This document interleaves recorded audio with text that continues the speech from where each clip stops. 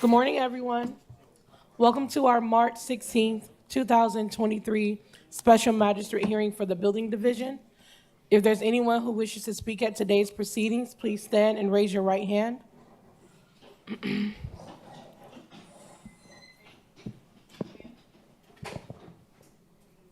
Do you swear and affirm to tell the truth at today's proceedings? Thank you. You all may be seated. Please silence all of your devices at this time. Our first case is a hearing to impose fines on page 17, Chief George Oliva, property address 735 Northeast 15th Ave, 1-6, owner Treatment Solution of South Florida, Inc., case number BE 2109-0166. This case was first heard on 1/20/22. To comply by 7/19/22, one section not complied at $100. City is requesting to impose the full amount of $23,900, which continues to accrue.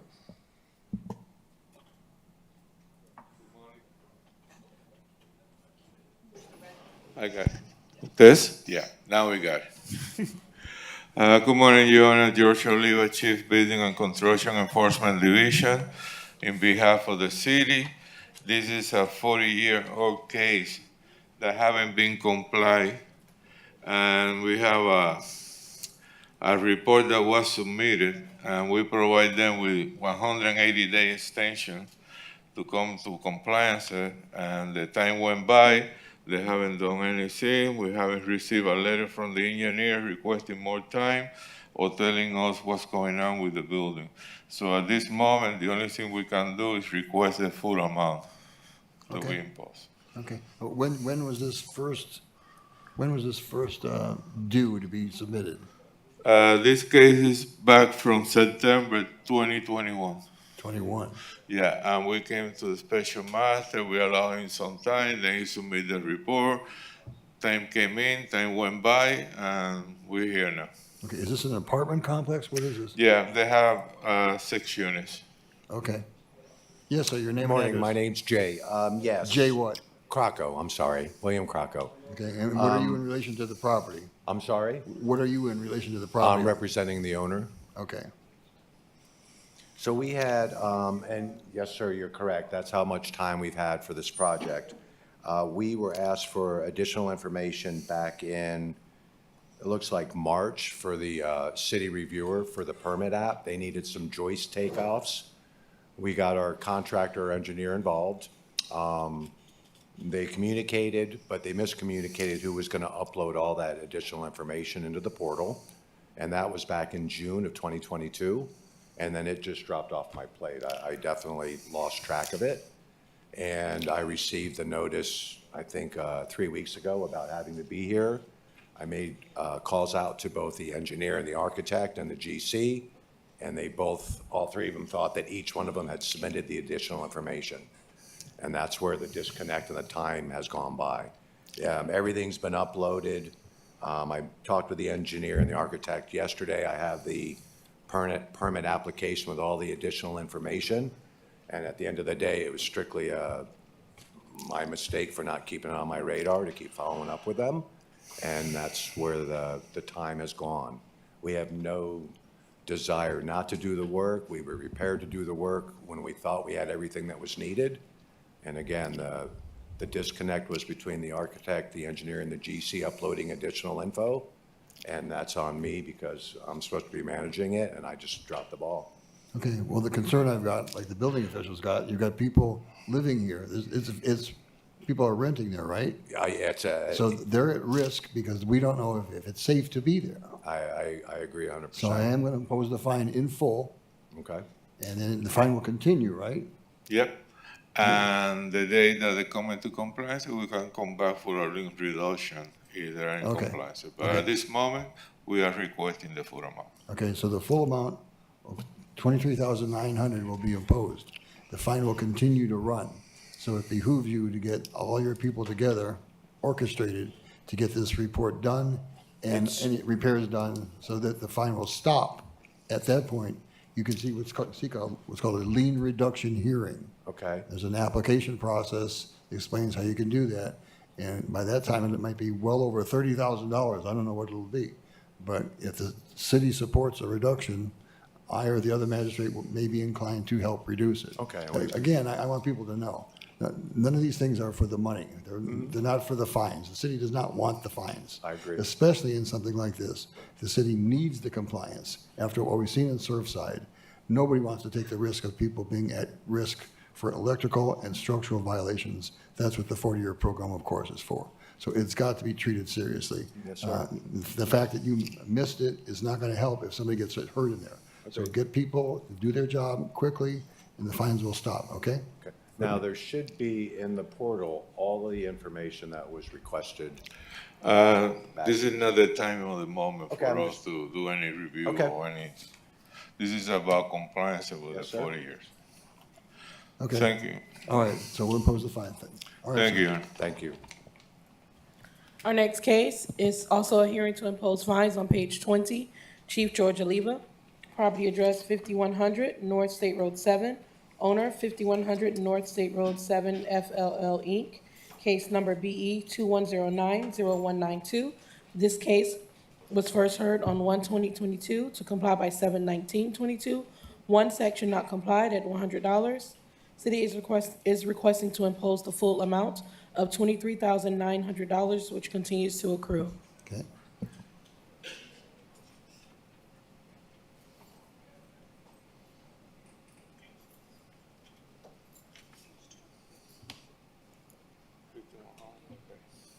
Thank you.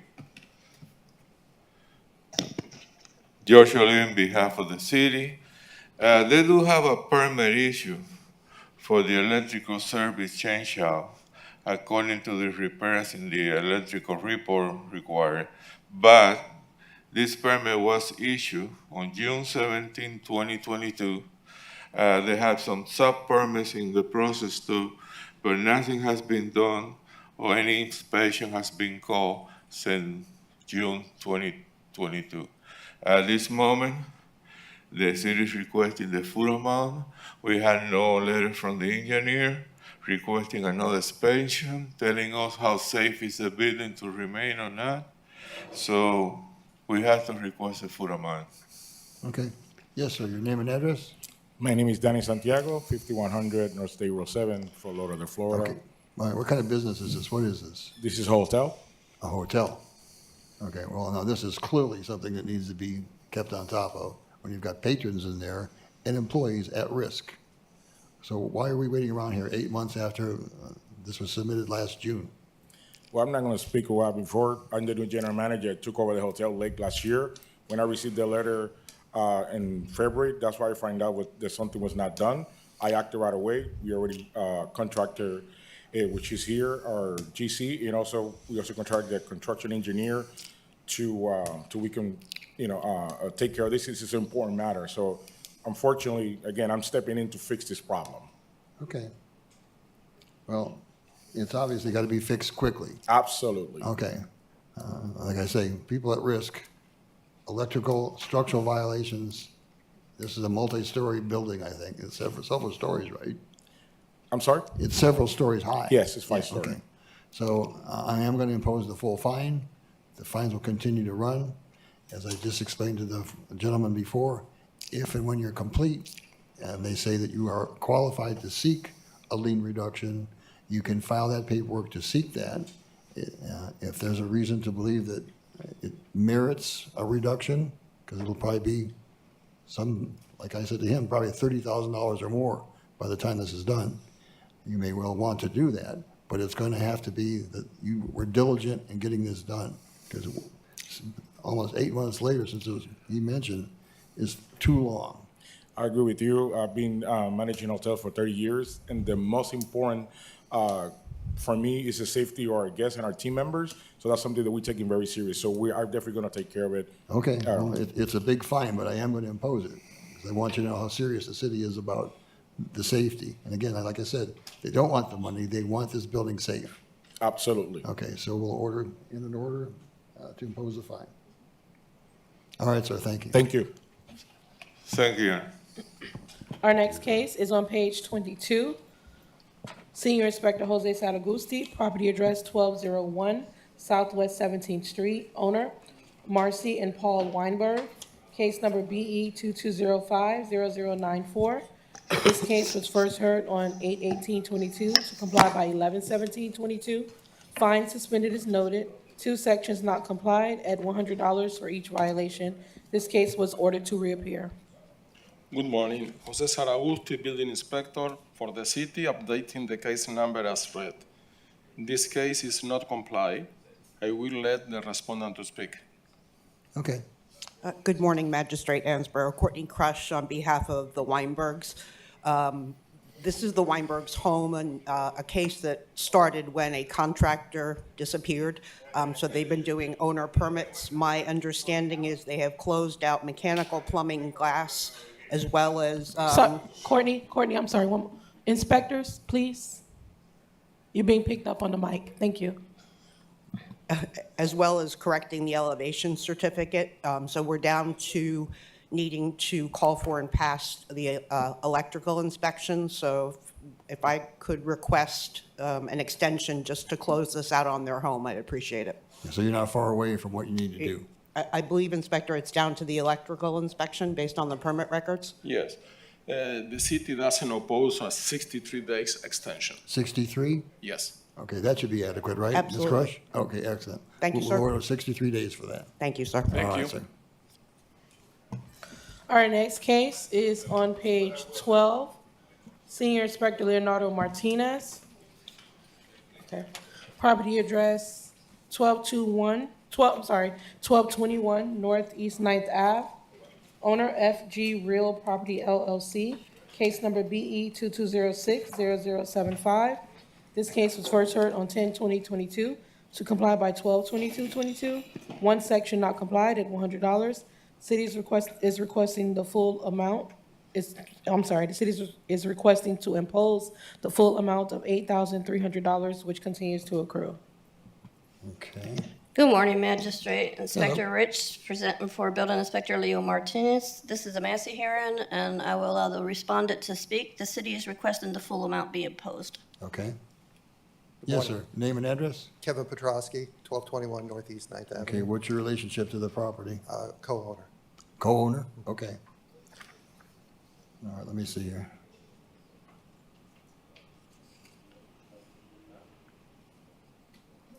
Okay, so a number of electrical things were done here. Where are we in the status of getting this? So we just received back the comments from the building department on Monday. So our architect and general engineer have it, and we're responding to it. Okay, well, it's been pending for a while is the problem. The one delay that we had was that our architect's brother died in the Caribbean and disappeared for 6 weeks. But it's come back, and we have submitted everything as requested, and we're responding quickly as we get feedback back from the building department. Okay, And we well, are very eager to get this finished. You're very So what? We're very eager to have this finished. Okay, Getting all the well, work done. so is the city, so I'm she can sure. go on to other cases. Yeah, for sure. But I am going to impose the fine at this point, Okay. and then continue to accrue until it's completely in compliance. As I mentioned previously to the other people, if it warrants consideration for a lien reduction, then you can seek that with this paperwork and a process to observe. Again, I want to emphasize, city doesn't want the money, they need the compliance. And when you're dealing with electrical stuff, that's about as scary as it gets for people. So this has got to be dealt with. Right, and the feedback we just got back didn't have any electrical issues associated with it. Those were all complied Yeah, with. we've passed everything, but I need you to know who I'm you sorry. are. contractor. I need your name on it. Hi, David Greiner, contractor after the fact, so we're trying to settle everything up and make everything happen. We've gotten all of the signatures except for 3 now. I spoke with the fire inspector yesterday, which cuts it down to 3, and it's just basically answering their comments, and we should have a permit. So you believe Maybe all in a the week. work, you believe all the work is done? The now? work is done. It's been done for a long time. All we're trying to do is to get the after the fact and submit everything that you guys need to require. Okay, so it's incumbent on you to let them know, once you're done, to call for inspections, right? And Well, get them- we haven't even got a permit yet. We've been waiting. We submitted in October of last year for a permit, and we've went through asbestos. We went through all the things that they've asked us. We've answered all their comments, and this is like the third time back, so of trying to. Okay, to well, I get the encourage you to permit. work with the inspector to find out what's going on with the permit. Contact the inspector so you can, Contact Inspector Martinez. According to Inspector Martinez notes, the permits have been pending corrections since January so 2023. they need to So come it's back. been a and- while, They need to No, respond to, But that's yeah. not correct. We were just notified to come and pick up we got an email last Friday to come and pick up the plans, that they are ready for correction. On the 8th of March, one of the building was signed off for the building part of the permit. So that can't, in January, when, what she just said. And when he you- said he spoke with you on February 8th, Kevin? Yes, Okay. And told you And that then, but- corrections were waiting. correct, but we were waiting for them to be We're submitted. we're to us. We just waiting, got we can't make corrections until they give it back to us. They only gave us back to us on Friday of last week. Okay. notice- He still is requesting the fines be imposed at this time. okay, yeah, I mean, I am imposing the And when fines. I spoke to him before, he had said to us that as long as we continue to make the process move forward, that he's not gonna submit any fines. And we have been at this since October of last year.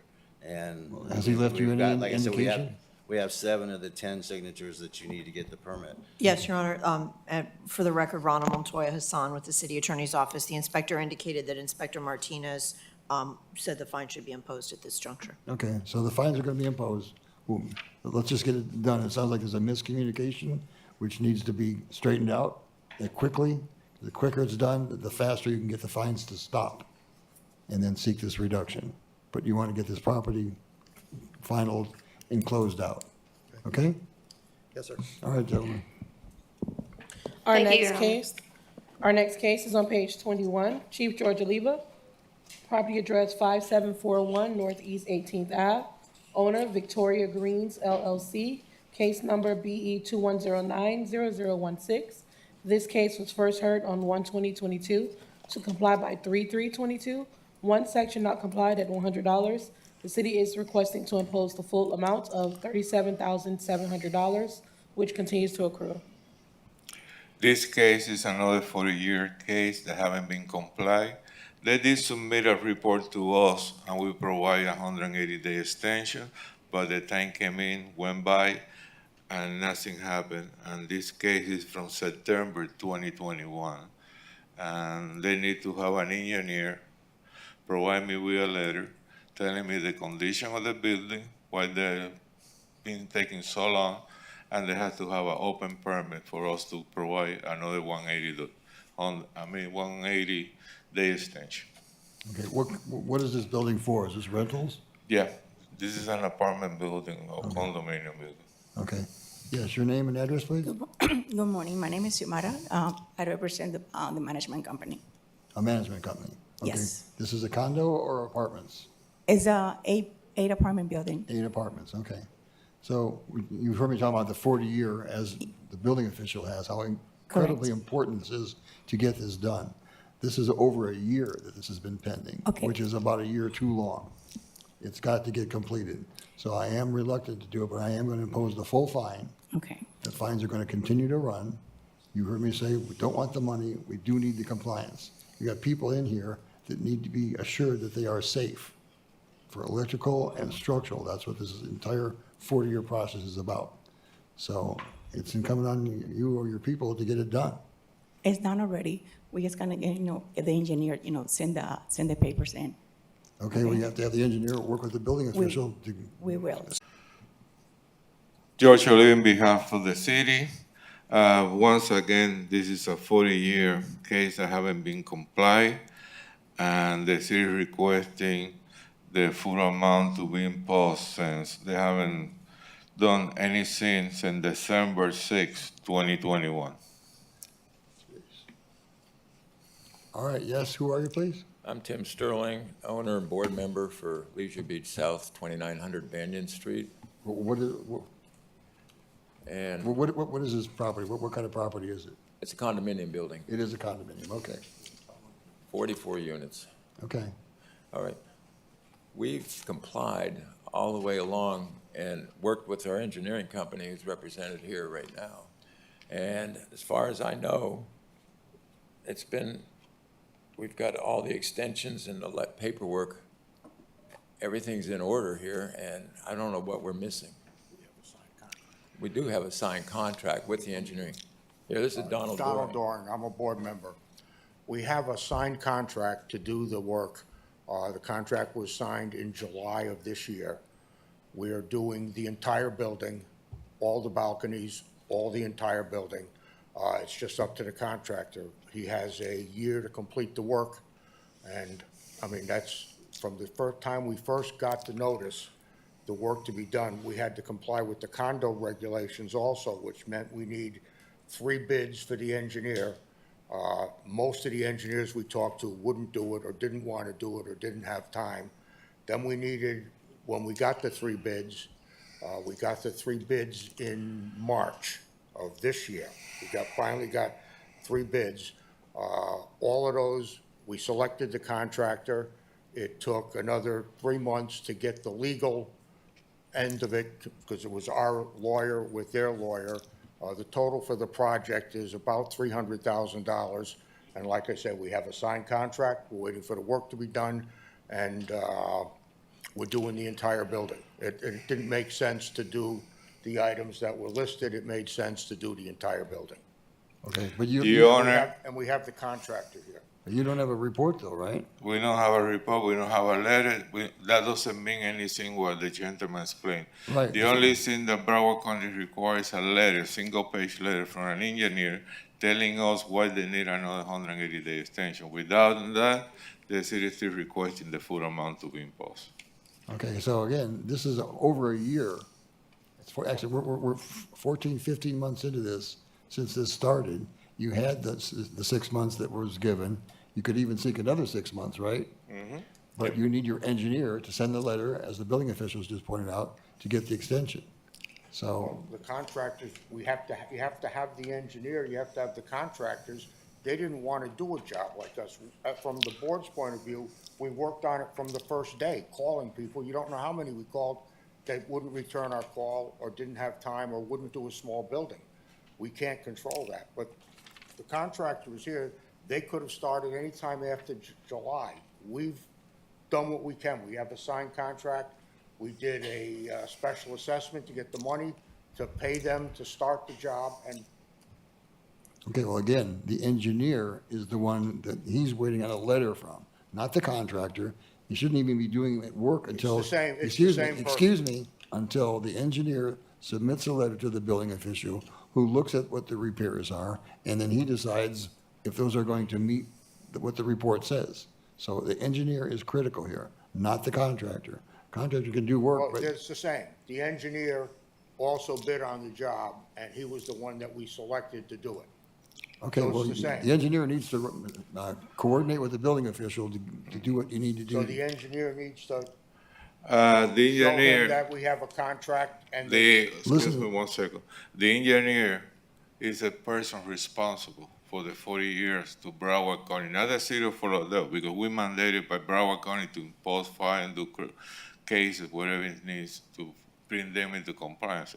Once the engineer, we're supposed to be familiar with Broward County Board Rules on Appeal, Rule 45, he knows that he has to provide the building department a letter asking for more time and explain why he needs more time, and say which permits are open to meet the criteria in his report for the repairs required. They haven't done that. The city can't do anything but request a fine to be imposed. Okay, so the contractor, despite the fact that he's ready. The he really shouldn't contractor be doesn't mean anything here. He shouldn't be not doing any work until he's got permits that have been authorized after the engineer has got more time. So you're having a miscommunication problem here. I mean, for the condo, I can't take out the permit, so. I'm aware of that, that's what he's supposed to do, but you're supposed to have an engineer report that the building is, I have the permit number from the contractor. again, we're not about the permit number, it's about the letter from the engineer, 1 page. You need more time. You obviously need more time. We You have haven't the done that. permits. Excuse me. Okay. You're not listening to what I'm saying The to do. contractor or the permit doesn't mean anything here now. What it means is the engineer of records provide a letter to us telling us why he needs more time, what's gonna be done, and which permits are issued. Okay. If you don't have a permit issue and the engineer send a letter, it's gonna fail too, because the Broward County Board Rules and Appeals requires open permit, an explanation from the engineer why it's taking so long and why he needs an extension, and then he has to sign it and seal the letter, and it's gonna be under his responsibility to make sure that work is going as fast as possible to comply with the 40 year. And now it's not the 40 year, now it's the 30 years. And if you are within 3 miles from the coast, you're gonna get even more strict. So the faster you comply, the less problem you're gonna get into. Yeah, But at this moment, Your Honor, nothing more that we can do but No, I impose a understand. fine. I understand. we are doing they're all balconies. All the issues are balconies. Those are all the The big problem with. balconies are locked You're off. close to the ocean, right? So you're within the 3 miles he's talking about. And balconies are a big issue because they've Yeah, got to they're be. locked. The people can't get Get out there. That's critically important. Okay. Well, again, I'm going to impose the fine. A fine like this runs against each unit of the condo because they're all owners. So the condominium is responsible for it. And it's running at $100 a day. So you're going to end up, you need to get this extension time. He could possibly get the fine suspended if they do that, right?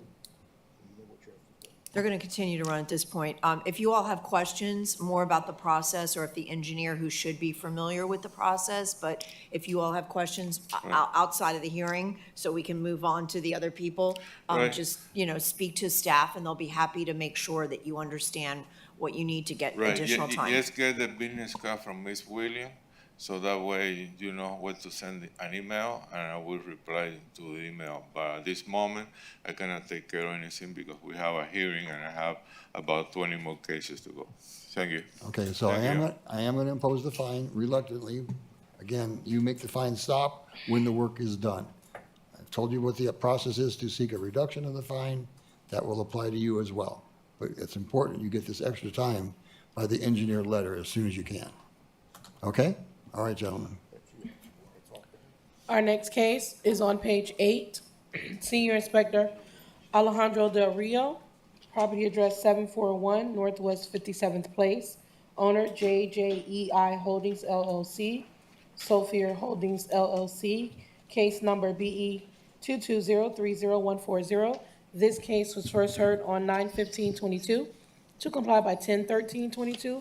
One section complied at $50. City is requesting to impose the full amount of $5,150, which continues, no, that's it.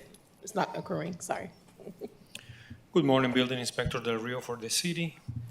This case is already complied. I'm going to let the respondent speak. Okay? Hi, good morning. Tell me who you are. I'm Jeff Sofer. I own the property. Okay. We're all good. We've had 10 inspections, approximately, and we're just on finishes now. So we are, right now, there's kitchen cabinets are being put in, there's countertops being templated, and it's just finishes at this point. Okay, but he hasn't been certified as closing it out yet. Yes, sir, the Case violation is is complied because complied. they do have a permit. It is fully complied? Yes. Okay, so the fine stops. Yeah, the fine stopped a while ago, yeah, Okay, but there's still a fine outstanding, correct? correct. All right.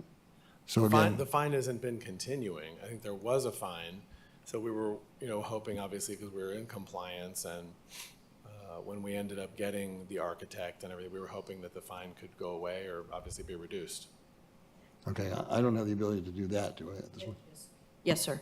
So, sir, I would suggest, perhaps you could just detail for the magistrate why it took an additional 103 days to come into compliance, and that would be helpful to help him evaluate whether to Sure, reduce the sure. fine. Of course. We bought the property, and we Bought it when? we bought the, so we 1031'd two other properties we have in Fort Lauderdale. And I don't remember the exact date, I don't. It was last year. I don't remember the exact date. That's all right. So many different properties. But we weren't going to do any improvements, and then we were going to do some improvements, and then we hired the architect, but we didn't get the permit before we got the architect. And then once we got a letter from the city saying, wait, you guys can't really get started, we really weren't getting started. We were just doing a few things there to see some things for the architect, and that's when it started happening. We said, no problem. And you see, as of now, we did everything we're supposed to do. Okay, but it concerns me that work without permit included electrical work. So people doing electrical work without a permit is, There wasn't any electrical work being done. it says in here that was We electrical weren't, we work. weren't moving anything or doing anything with electrical work. Right, it says electrical work. We- Electrical work and interior framing, and the property was bought for $2.2 million on December 31st, 2021. Okay, And we wanted to move in there to get some light in certain areas, because what it is we have a small office, and then the rest is a warehouse. So we just needed to have some lights in a certain area. We were just putting lights to add to this one area. We weren't changing anything or doing anything like that. We just wanted to move in because we had to be out because the new Okay. people were coming in. all right. Is there an objection to reducing the fine? I would have no objections on reducing the fines, Your Honor. Okay, I'll reduce it by 1/2. Oh, that's very nice. Okay, Thank you. all right, so that's, what is it now? It's 8,000? I think it was 5,000. Oh, that's what it is, 5,000? Mine says 8,000. Oh, what is it, 8 or 5? Right there, did I write through the number? That's a 5? Five, Okay, yes, sir. All right, so we'll do. I'm glad it's a 5. Yeah, it's better for you. So we'll reduce that by half. Okay, thank you So very that's much. 25 on 20, $2,575, 2625, I think, right? Is that the math? Oh, well, it's 1/2, 5150. So it should be like 2675 if my math is any good.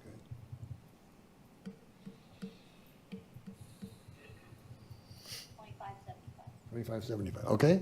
Thank you very much. All right, thanks for Thank getting you. it done. Thanks for getting it done, that's important. Our next case is on page 12. Senior Inspector Leonardo Martinez, property address 114 Southwest 10th Street. Owner, Sagud Realty LLC, case number BE 2201-0149. This case was first heard on 9/15/22 to comply by 12/15/22. One section not complied at $50. City is requesting to impose the full amount of $4,500, which continues to accrue. Okay, Good morning, Magistrate Inspector Rich, presenting for Building Inspector Leo Martinez. Case and address as read by the clerk. The property is not in compliance at this time. This is a Massey hearing. Inspector Martinez advised that the owner has been cooperative with him, and he doesn't object to a 120-day extension and to stay at fines at this time. okay. I'll let the respondent speak. Okay, but what bothers me is this is, bless you, changed from an office to a private school without a certificate of occupancy, which is dangerous for kids to be in this building and teachers, because it's not certified for them to be there. An office is one thing, teaching kids in a building that hasn't been certified for occupancy is different. So he's giving you plenty of time to get this fixed. All right? Yes, sir. What's your name, please? My name is Norma Burillo. I am the owner of International Montessori School. This is certified AMI Montessori, where we are serving children with learning differences. We have been working with the city with all the paperwork and applications that they were requested to us. The last one was the water and sewer capacity that we did application in February 21st. We contact with Mr. Roberto Betancourt in February 22, and he told us that there are 27 requested in front of us, and this is going to take a few more months. For this reason, please, we are asking you 120 days to finish. Okay, well, so the inspector is offering 120 days, 4 months, basically, to get this resolved without the fines continuing to run. But there's still fines of about $4,500 that are pending on this property. So I'm not going to remove those at this point. We may do that at the very end if it warrants that kind of consideration. Like I talked about before, there's a way to seek to reduce fines, okay? Thank But you, you have sir. to be in full compliance before you can even ask for that. So again, you got 4 months, no fines running, but you do want to get this made safe for the people who are working there and the people who are trusting their children with you there. All right? Understood. We will have. Okay. Thank you, sir. Okay, thank you. I'm sorry? He said 120, whatever that turns out. Yeah, he said 120, You tell me. 119. 119. All right, so July 13th of this year. July right? Yes, 13th. Okay, Thank you, sir. all right, thanks. Thank you, Magistrate. Our next case is on page 17, Chief George Oliva. Property address 901 East Cypress Creek Road. Owner Pinecrest AP LLC in care of Law Offices of Scott A. Frank, PA. Case number BE 2107-0057. This case was first heard on 11/18/21 to comply by 12/30/21. One section not complied at $100. City is requesting to impose fines of $26,100, which continues to accrue. What page is this? 17, okay, I've got it. Good morning, Your Honor. George Oliva for the city. This is a 40-year case that haven't been complied. Back in 2021, we sent the report to them in July, and they provide us with a report with repair requires. After the 180 days went over, they haven't submitted another report or an engineer letter requesting another extension on why it's taking so long. So at this moment, the city has to request the full amount to be imposed. Okay. Yes, sir, name and address? Michael Sorelli, 901 East Cypress Creek Road. What's your relationship to the? Property manager. Property manager, okay. All repairs are complete. We have a reinspection scheduled for this Monday. Okay, have you had your engineer seek extra time by writing the letter? We don't need the extra time. We're ready to go on Monday. They haven't provided us with anything, so the engineer knows that he has to provide a report with no repairs required, so we can comply the case, and they have to do it very fast to Miss William, so that way we can remove the lien from the We're aware of property. the If you don't do it, we're gonna lien the property. Okay, so at this point, because it's not, you didn't beat the clock, it Yep. sounds like you will. We're aware of the timeline. All right, so the fines have probably stopped if you've done that, but the lien will be there. If you get it resolved, we can then deal with it after today. I can't do it today. Mhm. You understand, right? Yes. Okay, all right, sir. Right? Yeah, imposing the fine. Yeah, we're imposing the fines. Okay, I have a second, yeah. The next page, It's same case, Same thing. For Oh, okay. same problem. I'm sorry, at the top of page 18, property address 903 East Cypress Creek Road. Owner Pinecrest AP LLC in care of Law Offices of Scott A. Frank, PA. Case number BE 2107-0056. This case was first heard on 11/18/21 to comply by 12/30/21. One section not complied at $100. City is requesting to impose fines of $26,100, which continues to accrue. Once again, this case is the same issue that we have with the previous. We don't have a report or a letter from the engineer, so we need to have that ASAP so we can stop the lien. At this moment, the city is requesting the full amount. okay, are these two separate buildings? Yeah, it's one next to Okay. all right, 901 is the out parcel, They're 903 is the adjacent, main. apparently, okay. Correct. All right, so you want to do the same thing? Is It's this the is this in exact the same. same status All as the repairs other? are completed. Yep. Okay, all right, I'm gonna, again, impose the fine, but it sounds like the fine will stop if they can demonstrate it's in compliance, and then you seek the reduction if you so choose. Understood. Okay, thank you. All right, thank you. Okay, please see Miss Williams. She's gonna become your best friend in the next 10 days. Okay, thank you.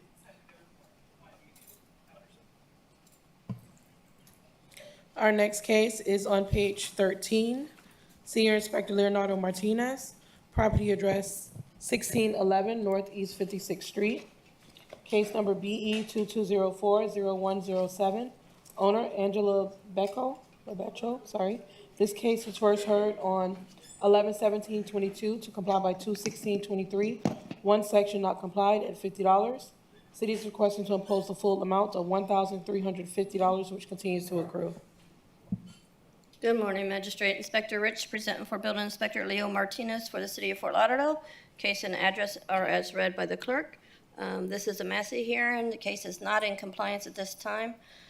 The building inspector, Leo Martinez, is requesting that's a full imposition of fines. No permits are on file as of today. I'll let the respondent speak. Yes, your name and address? Angela You gotta Beckel. pull that down a little bit towards you. Yeah, Angela Beckel. okay. So what's going on here? Well, they gave me like a 90-day extension, but I couldn't get nobody to do the work. So now I have somebody to do the work.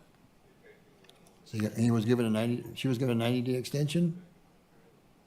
He doesn't support an extension. No, she says she was given. 35 days would be the most for the extension. This You has said been going they on already for a gave you a while. 90 days. No, last time I was to court, they gave me a 90-day extension. She said From the previous start of the case, maybe. oh, and so you were here in November and you got 90 days then? But you still haven't gotten a permit for this thing? No, not yet. I couldn't get nobody to do the work. Now I have somebody to do the work. Okay, so it's a metal pergola in the backyard, right? Okay. Who is this guy, the gentleman's gonna do it? Hey, tell us who you are. Good morning, my name is Eric Martinez, Aruba Permit Service. We're gonna be pulling the permit for her pergola. It's a wood pergola. She had trouble with some previous contractors. We're now taking over the project. As a matter of fact, I've already had my engineer on site to complete the drawing. We're just pending the survey company now in order to submit the permit. So my paperwork's ready, but I need a survey. Okay, the agenda says it's a metal pergola, No, not metal. No, sir. It is a wood pergola. Okay, because metal is scary for lightning and other bad things. Okay, I'm gonna impose the fine. The fine will continue to run. It's not very high, but you want to get this completed and stop the fine. And then, I don't know if you understood how you can seek to reduce the fine later, but there's a process, a lien reduction process, when it's complete and it's all been signed off, okay? You can guide her on that. Is there any way to have the fine pause in the meantime? We can come back in 30 days. Are you willing to give her another 30 We days? don't object to the 35 days extension. It's All right, up to you. if you wanna without call. fines, right? If you want to stay the fines or not. It Okay, would all be up right. to you. You've already had 90 days, but I will give you another 35 days, and the fines will stop for now. You still have fines of $1,400, $1,450 that are still there that'll have to be reduced, okay? Thank you so much. Okay. Thank you, Magistrate. Thank you. Bye. Mary, you have the next one too. Our next case is on page 4, property address 6237 North Federal Highway. Owner, Plaza 6201 LLC. Case number BE 2208-0225. Notice posted at the property on 2/2/23. Posted at City Hall 3/2/23. This is a new business case. Good morning, Magistrate, Code Officer Inspector Rich, presenting for Building Inspector Leo Martinez for the City of Fort Lauderdale, case BE 220800225, and address as read by the clerk. The restaurant was remodeled without obtaining the required permits first. Plumbing, electrical, and mechanical permits are required to bring this property into compliance, as depicted in Building Inspector Martinez photos. The property was cited for work without permits under FBC 2020-105.1.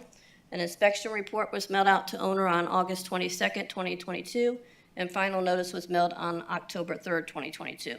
Notice of hearing was posted at the property on February 2nd, 2023.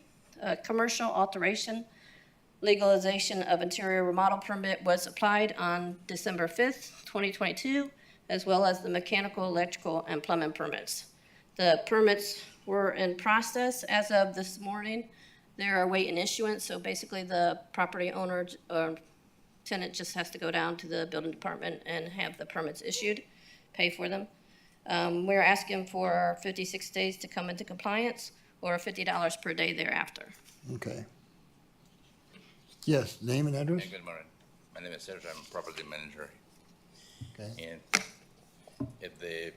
by the time of the hearing, we had a corrected violation, so I'm asking for 60 days for it. Well, they're gonna give you 50, the way they do their calendar, it's gonna be 56 days. Okay. Okay?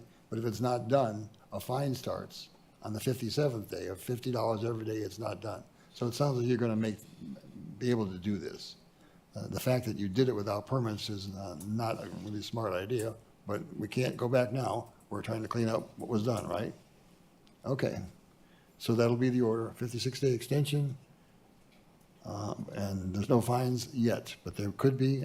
Again, we don't want the fines, they want the compliance, to make sure it's safe for your employees and your patrons there, okay? Okay. All right, folks, thank you. Thank you, Magistrate.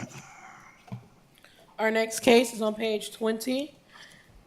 Property address 3300 North Ocean Boulevard, Chief George Oliva, case number BE 2109-0235. Owner, Leon LLC, Greek Islands Terrainer.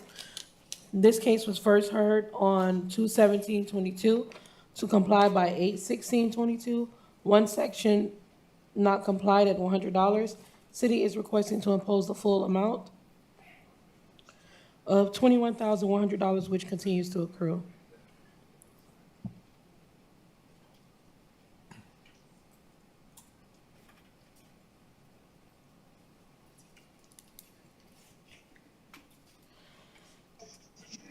George Oliva, on behalf of the city, case and address was read to the records. This is a 40-year case that haven't been complied. They did submit a second extension request, but that letter that was sent to us is not good. It doesn't meet the criteria on the Board of Rules 555D, and the city at this moment is requesting the full amount to be imposed. Okay, your name and address? Yes, good morning. Magistrate Attorney Lawrence Black, representing the Greek Islands Taverna. All of the work that was listed in the report has been completed. We're waiting for the engineer certification, which I expect to have very shortly. Okay, well, he's telling you that the letter that they got for the extension of time saw was that. received but defective. It's not complying with the Broward County Board of Rules and Appeals. So that needs the engineer to be advised to get what they need so it can be lawfully processed. And the fines will continue to run. I'm going to impose the fines for now. You heard the process for reducing the fines. If it's warranted, either myself or the other magistrate can consider that when everything is in compliance, okay? As we acknowledge that. Okay. Thank you. All right. Thank you, Your Honor. All right, thank you. Don't forget to keep. Our next case is on page 14. Senior Inspector Leonardo Martinez, property address 5300 5300 Powerline Road, A. Owner Deezer Powerline LLC, case number BE 2103-0001. Fine suspended as noted. This case was first heard on 9/16/21 to comply by 3/17/22. One section not complied at $100. City is requesting to impose the full amount of $20,900, which continues to accrue. Inspector Rich, presenting for Building Inspector Leo Martinez for the city. Case and address are as read. The property is not in compliance as of today. This is a Massey hearing. I will allow the respondent to speak. The city is requesting the full imposition of fines. Okay. Good morning. My name is David Reamer. I'm the Vice President General Counsel of the property owner, Desert Powerline. This is my first involvement in this case. It's been going on, but I am now going to get fully involved and take over. But here's where we're at. We needed to submit for permits for some work, that interior renovation that was done. This fine had been suspended to give us an opportunity to proceed with that.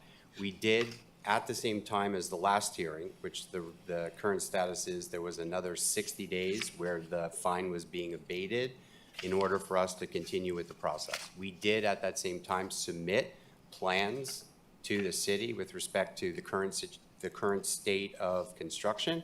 The city gave us back comments several days after the hearing, and we were on a 30-day continuance. Those comments required more detail with respect to the work that needed to be addressed, including MEP drawings, including construction drawings. We went back to our architect, who did the as-built for us to update the plans. He was not prepared to do, we have a contractor, we've hired a contractor. He's the one that has submitted for the current permit to remedy the insufficiency in terms of the violation. The architect was not prepared, although prepared and retained to do the global as-built, he was not prepared to do the construction drawings. We have now had to have our contractor go out and retain another architect in order to do the actual construction drawings and the MEPs for the work that was done without a permit. Now, just to put it in perspective, we did have a complete renovation permit in 2015. There were a few things that were done that were not later that were not within the scope of the permit, so that's what we're covering. But the massive rebuilding was done under a 2015 permit. At this time, because we've had to go hire another architect, we're asking for another 60 days. We had an attorney. He's now no longer going to be involved. He did, however, after the last hearing, file a motion to get another 60 days, explain the situation. And so I am asking that the magistrate give us another 60 days in order to proceed. We are acting in good faith. The permit records indicate that following the last hearing, we did get comments back from the city, and that is what we're trying to comply with. Okay, well, I can see from the file, if I read this right, that a 30-day suspension on extension, then a 60-day extension, and then another 30. This has been going on since September of 2021. I'm not inclined to give you that time. Okay. You've burned out through extensions here. So I'm going to impose the fine. It doesn't sound like it should be that big of a deal to get this done, but it's obviously incumbent on you to get it done, so the fines will stop. So I will impose the fine. You heard the process to seek reduction of the fine when it's completely in compliance. Okay, so fair enough. To be clear, when you say impose the fine, where do we stand in terms There's a of fine what that right fine now. represents and accruing further? There's an accrued fine today of $20,900. And then there's a $100 a day per day fine running every Okay, day. beginning today, or Because it's currently? been running. I don't know when it continues to run. I believe it was suspended, and so Yeah, what you would be there's a doing period would of be time. reinstating I'm the pretty sure the daily calculation would running. be that it doesn't, That's what it is now, minus this. minus those 90 days of So it's the 20 minus the 90 days that it was? No, it's 2,900 concurrently with taking into account you already had 90 days. I see. And so that's as of today, and then we're running at $100 a day after right? today? Yes. Okay. I appreciate your Okay. time. Thank you. All right, thank you. Thank you, Your Magistrate. Our next case is on page 10, Senior Inspector Jose Saragusti, property address 1300 Northwest 15th Court, owner Barbarita Interior Designs, Inc., case number BE 2204-0011. This case was first heard on 8/18/22 to comply by 9/15/22. Fine suspended is noted, one section not complied at $50. City is requesting to impose the full amount of $5,900, which continues to accrue. Jose Saragusti, Building Inspector for the city, updating the case number as read. This case is not comply. I will let the respondent to speak. Okay? Yes, Yeah, ma'am. good morning. My name is Neira Gomez. We continue with the process. What's your capacity with this corporation? I am the owner. You're the owner? Yeah, okay. I'm the owner. Okay. Yeah. And I request an extension, if it's possible, to continue with the process.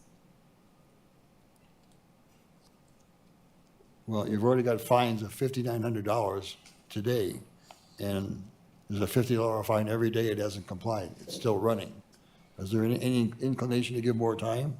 The city doesn't oppose 35 days extension and stop the fines. Okay, so that's pretty generous. They give you a little more than a month to get this resolved and stop the fines today, but you will still owe almost $6,000. So you need to get it completed.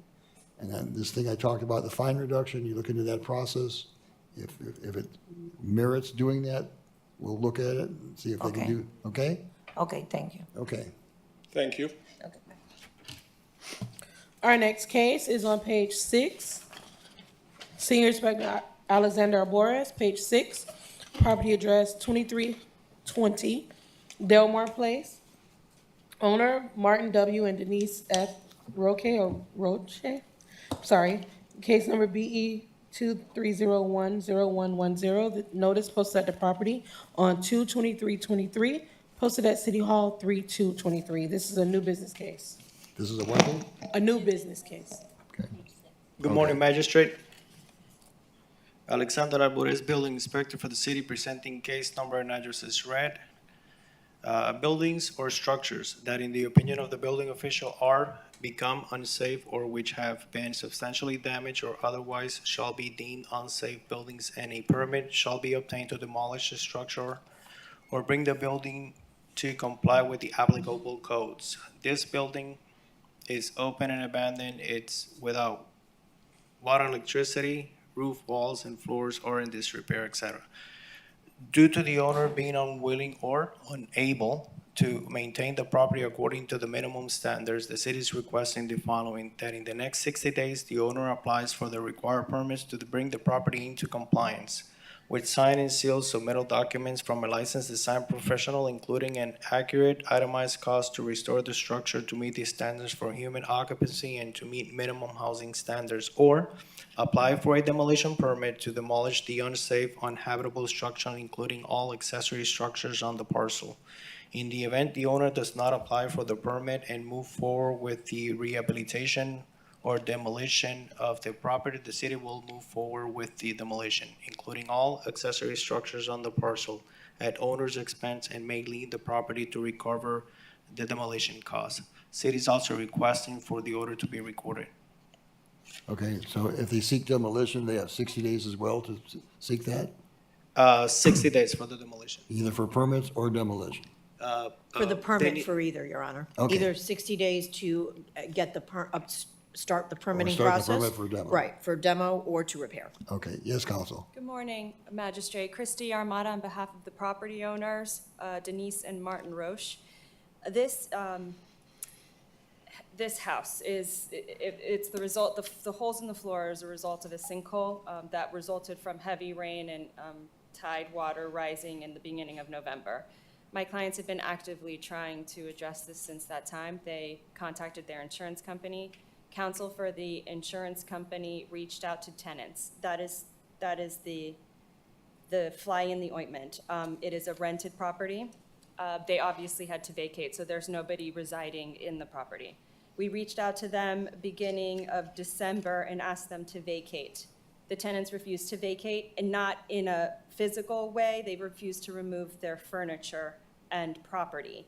And it has become quite contentious. We have filed for eviction. We have actually received the permit for the demolition, but we can't proceed with the demolition until the tenant's property is removed. We filed for eviction. We got service the beginning of this week. The tenants have hired personal security so that my client can't go in and remove their furniture. Not that that is legally advised, but there is nothing that we could do except for exhaust the court eviction process to have them removed and have the rights to proceed with the demolition. Okay, so this is a sinkhole apparently, right? It was a sinkhole. Wow. Well, how close is this to the beach? It's Del Mar, so Is that, I don't know where Del Mar is. Is that by the ocean? yes, it's Off Las Olas. it's one of the aisles. Okay, oh, one of the islands, okay. All right. I can give you the demo permit number, and I can give you our eviction case number as well, but we need more time to proceed with the demolition because of these. Is that the exploration demolition permit? It's RDEM 22110012. I know that they were. When was that issued?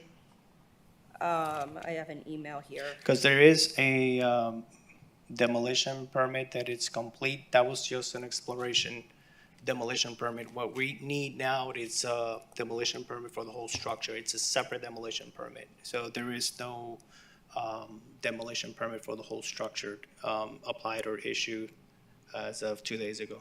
Okay. I'm sorry, my misunderstanding. That's all right. But that's it all right. is. But I can see that she's got difficulty. You don't have a tenant in here, so there's nobody living in here, right? There's nobody living But I there. can see all their personal possessions are in here, which was not one of the smartest things I've seen being done with a hole that big. So I'd like to give her some more time to work. Your Honor, we'd like to stick to the 60 days, and I'll tell you why. I mean, certainly, and again, for the record, Rhonda Montoya Hassan with the City Attorney's Office. It's definitely been a red tag structure, as an unsafe structure. And certainly, with lawyers involved, lawyers certainly have the ability to go in and ask for emergency relief in the contents. I mean, I don't need to advise lawyers how to prosecute a case, but when there's a red tag on a building and there's an ordering either demolition or a repair permit to start the process. First, there's, again, ways to ask for emergency relief from the court, and also that doesn't prevent them from working in tandem to, within 60 days, still starting the application process for one or the other. Okay, So but we'd like to you're stick to gonna the 60 demolish days. though. They're not gonna try to rebuild this, right? No, we have to demolish. You have to demolish, okay, Yes. there's no way to save it. Okay, so let's stick with the 60 days, knowing you will probably, may need more time. And if she needs more time, what does she do to seek that? Maybe we should ask for an order to reappear, Your Honor, so we can get a status. You want to do that? Just come back to let us know? That would be good to do. Let's do that. So 60 days is going to be for, not for permit to repair, but to demolish. 63 days? 63 days. Extra 3 days for St. Patrick's Day for you. Special gift. Thank you very much. Okay, Thank you. and we're going to record the order at this time, but we can seek to remove it if need be, okay? Yes, thank you very much. Okay, thank you, counsel. Your Honor, at this time, the city is requesting a brief recess. Okay. Thank you.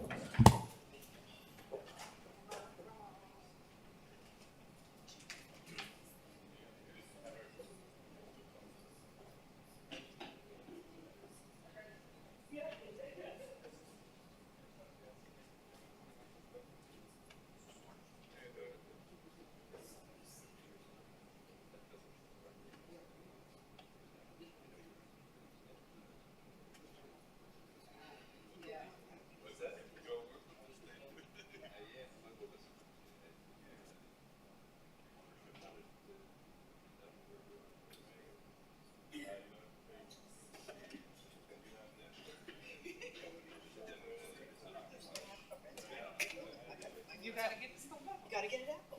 It's only gonna sink into the ground.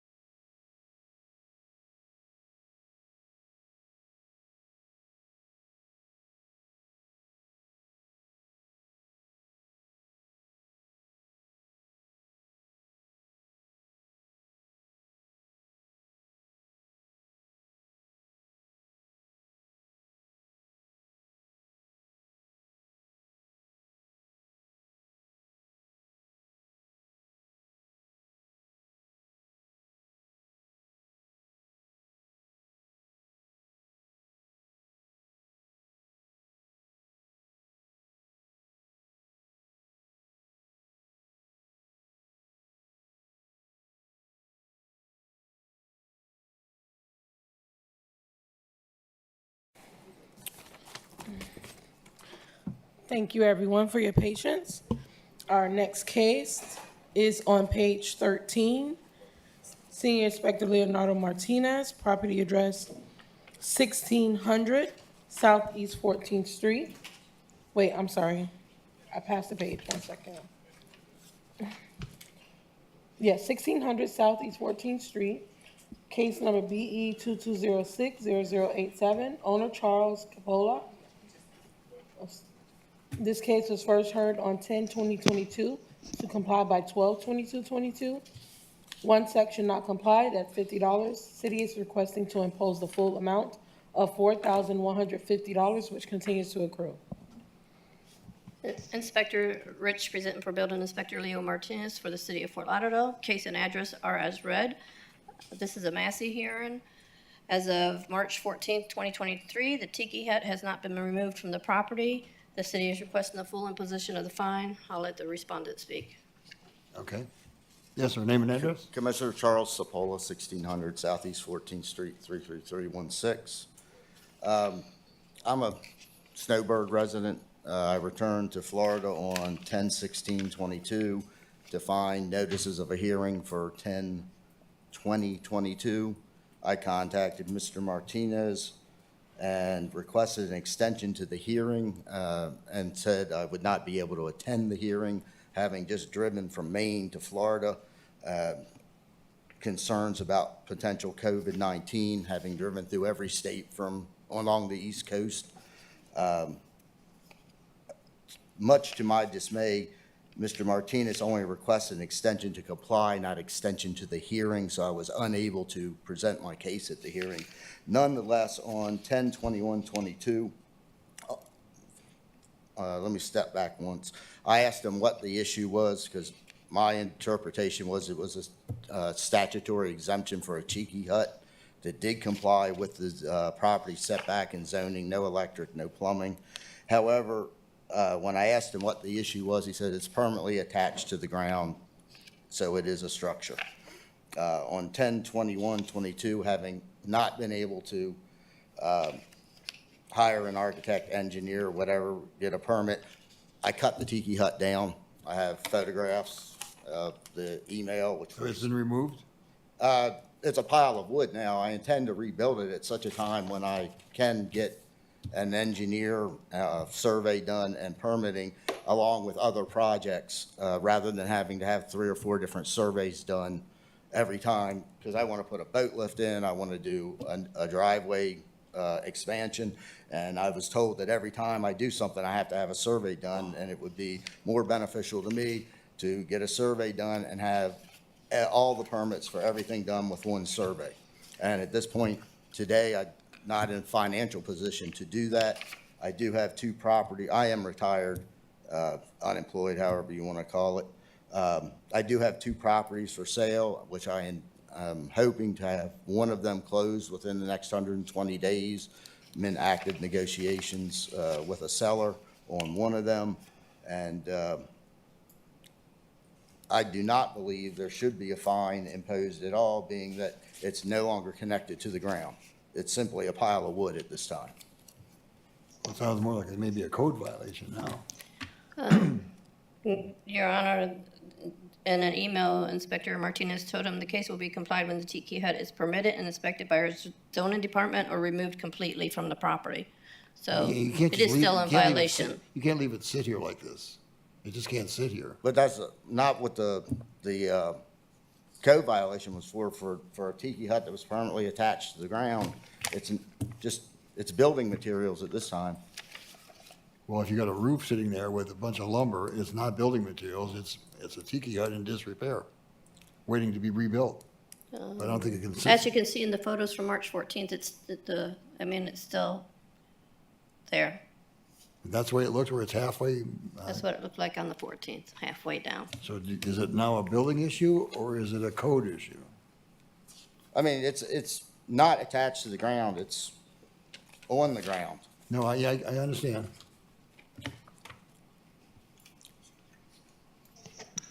George Oliva, Chief Inspector for the City of Fort Lauderdale.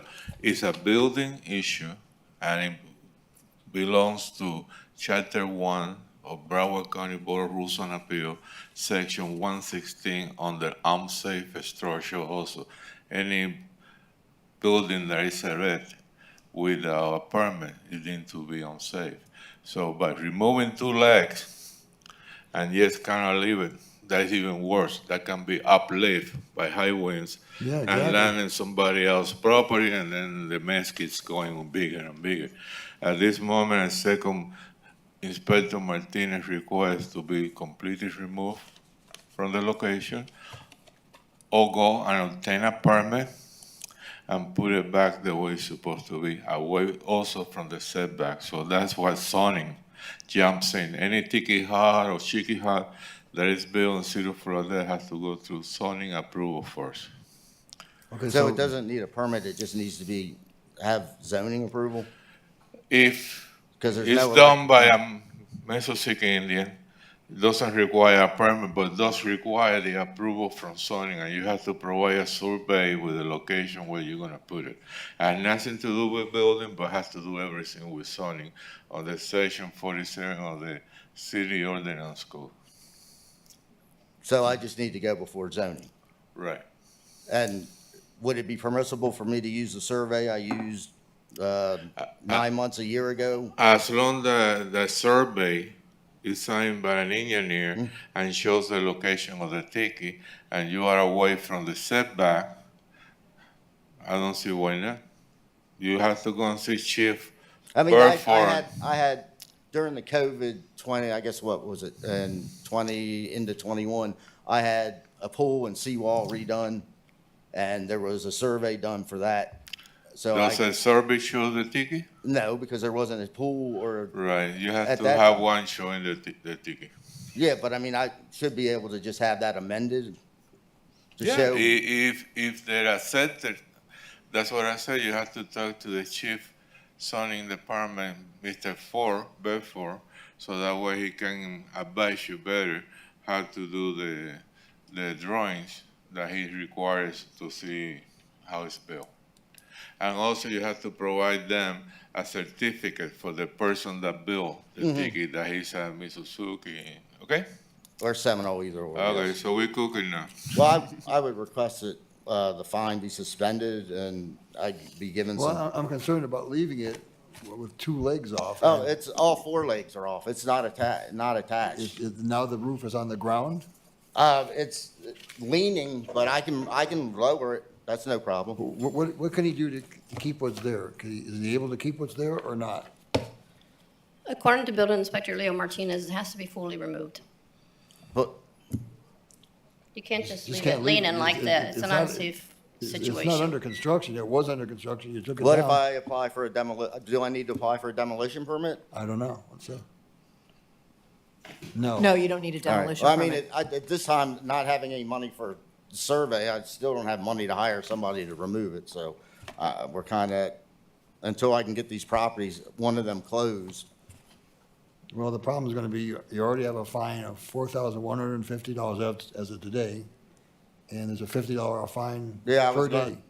I was gonna request that you suspend it for at least, say, 90 days until I can get the property I'm not gonna- closed I and can't do that. get zoning done. No, I can't do that for 3 months and run the risk of having people, Well, there are no people, it's my property. I mean, it's the fact that the roof of this thing can blow somewhere and hurt somebody. I can always put a tie-down strap on it. I'm not sure that's going to do. No, sir, that Code wouldn't- inspector says remove it. It's got to be removed or All right, thank you. reconstructed. Okay, so that, I'm going to impose a fine, and fine continues. Thank you, Magistrate. Our next case, Mary, you're up next. Our next case is on page 4, property address 2619 Sugarloaf Lane, owner 700 Southeast 14th Street LLC. Case number BE 2208-0282. Notice posted at the property on 2/1/23, posted at City Hall 3/2/23. Senior Code Enforcement Officer Rich, present for Building Inspector Leo Martinez. Case is BE 2208-0282. Address 2619 Sugarloaf Lane, as read by the clerk. There was an entire house renovation, including kitchen, bathrooms, new laundry room, new water heater, hi-hats added throughout the house, new AC, new pool pump, new dock, new window, and glazed door added in kitchen going into the carport. There were 3 active permits on the property: re-roof, window, and door replacement, and electrical permit to replace the panel. The property was cited for work without permits under FBC 2020-105.1. An inspection report was mailed out to owner on August 29, 2022, and final notice was mailed on October 5th, 2022. Notice of hearing was posted at the property on February 1st, 2023. AC replacement permit was completed. Permit for kitchen and bathrooms remodel and electrical plumbing were applied September 21st, 2022. These permits have corrections to be answered. The dock permit has not been applied for as of March 14th. As of March 16th, 2023, the violations remain. Building inspector is requesting 63 days to come into compliance or $50 per day thereafter. The photos posted are from Building Inspector Leo Martinez. Okay. Yes, sir. Yeah, the 63 days is First fine. of all, name and address. Nicholas Trotz, owner of 2619 Sugarloaf Lane, Fort Lauderdale, Florida, 33312. So you did, all this work was done, no, not one of these things had a permit. The entire house was done with no permits. So some of those things are correct, some are incorrect. That's my point. The whole thing was done, and nobody got a building permit for any of this work. No, we did. There was a roof permit. Before you started the work? Yes, sir. And what about all these renovations inside? So New as- docks, new windows, So- doors. So the windows were already there, the impact windows. There has been some pushback, and we're trying to round it out to really organize everything. But what happened is once the property was starting to be advertised, we put impact windows, new pool pump, things like that, that were not completely redone. That's something that was taken off of an MLS listing. That is something that is advertised, not a factual thing. So we are going ahead and correcting everything and being full disclosure into what was done. We have then tried to do it ourselves. We found out that we're not good at drawings and architectural things. We hired now an architect, which has revised everything, sent plans in. He was here earlier today, and he did state that he is revising the last drawings, so we do everything the right way and comply with everything with the city of Fort Lauderdale. Okay, this is an investment property? Yes, sir. Okay. All right, they're offering you 63 days to bring it into full compliance, or a fine will begin on the 64th day of $50. Okay. Okay? Yep, thank you. All right, thank you. Thank you, Magistrate. Our next case is on page 1. Senior Inspector Jorge Martinez, property address 2330 Northwest 13th Street, owner Michael L. James, case number BE 23020161. Notice posted at the property on 3/1/23, posted at City Hall 3/2/23. Inspector Martinez for the city, presenting case as read. Buildings or structures that, in the opinion of the building official, are become unsafe or which have been substantially damaged or otherwise shall be deemed unsafe buildings, and a permit shall be obtained to demolish the structure or bring the building to comply with the applicable code. The ceiling at this property has collapsed, and the wood furnishings have been almost completely eaten by termites. Due to the owner being unwilling or unable to maintain the property according to the minimum standards, the city is requesting the following: that in the next 60 days, the owner applies for the required permits to bring the property into compliance with signed and sealed submittal documents from a licensed design professional, including an accurate itemized cost to restore the structure to meet standard for human occupancy and to meet minimum housing standards, or apply for a demolition permit to demolish the unsafe and habitable structure, including all accessory structures on the parcel. In the event the owner does not apply for the permit and move forward with the rehabilitation or demolition of the property, the city will move forward with the demolition, including all accessory structures on the parcel, at owner's expense, and may lien the property to recover the demolition cost. City is also requesting for the order to be recorded. Yes, sir. Name and address? Michael James, 2330 Northwest 13th Street, Fort Lauderdale, owner of the property. Okay, you're gonna try to repair it, or you're gonna have it demolished? Yes, I filed an insurance claim, and I'm going through the insurance process. What happened here? The termites, I didn't know it was that way. I just had the house refinanced, and it passed inspection less than a year ago. That's something that happened. I had no idea. So once the tenants informed me, I contacted my insurance company and the building was deemed unsafe. They had to move. But I am running into an issue also.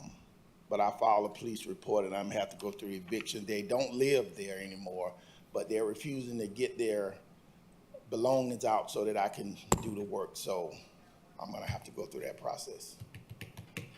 Okay. What are we doing for 60 days is what we want to stick with here? Yes. Okay. Well, you got 60 days to do this, to get it resolved, or seek, you don't want to demolish it, right? No. Okay. Do you think it could be salvaged after all the termite damage? You Yes. don't- Do you know that? Yes. Okay, all right. Well, you got 60 days to do that. And then if not, what happens? You're gonna seek to demolish it if he's not done. So you don't want the city to demolish it if you're working on getting it fixed. So be sure that you're doing what you need to do with permits. And then come back in, and if you need more time, you can ask for that. I don't know if they'll give it to you, but you're gonna have Well, to. you know, I am dealing with an insurance company. It does have insurance, so I am in compliance with what you all are saying, but that's the reason I have insurance. I have to get an adjuster and everything, so I'm doing the best that I can do. No, I get it. It's a problem, but you have And to find some way it to is get, covered, so. you have to find with some way to insurance. get these personal items out of here, right?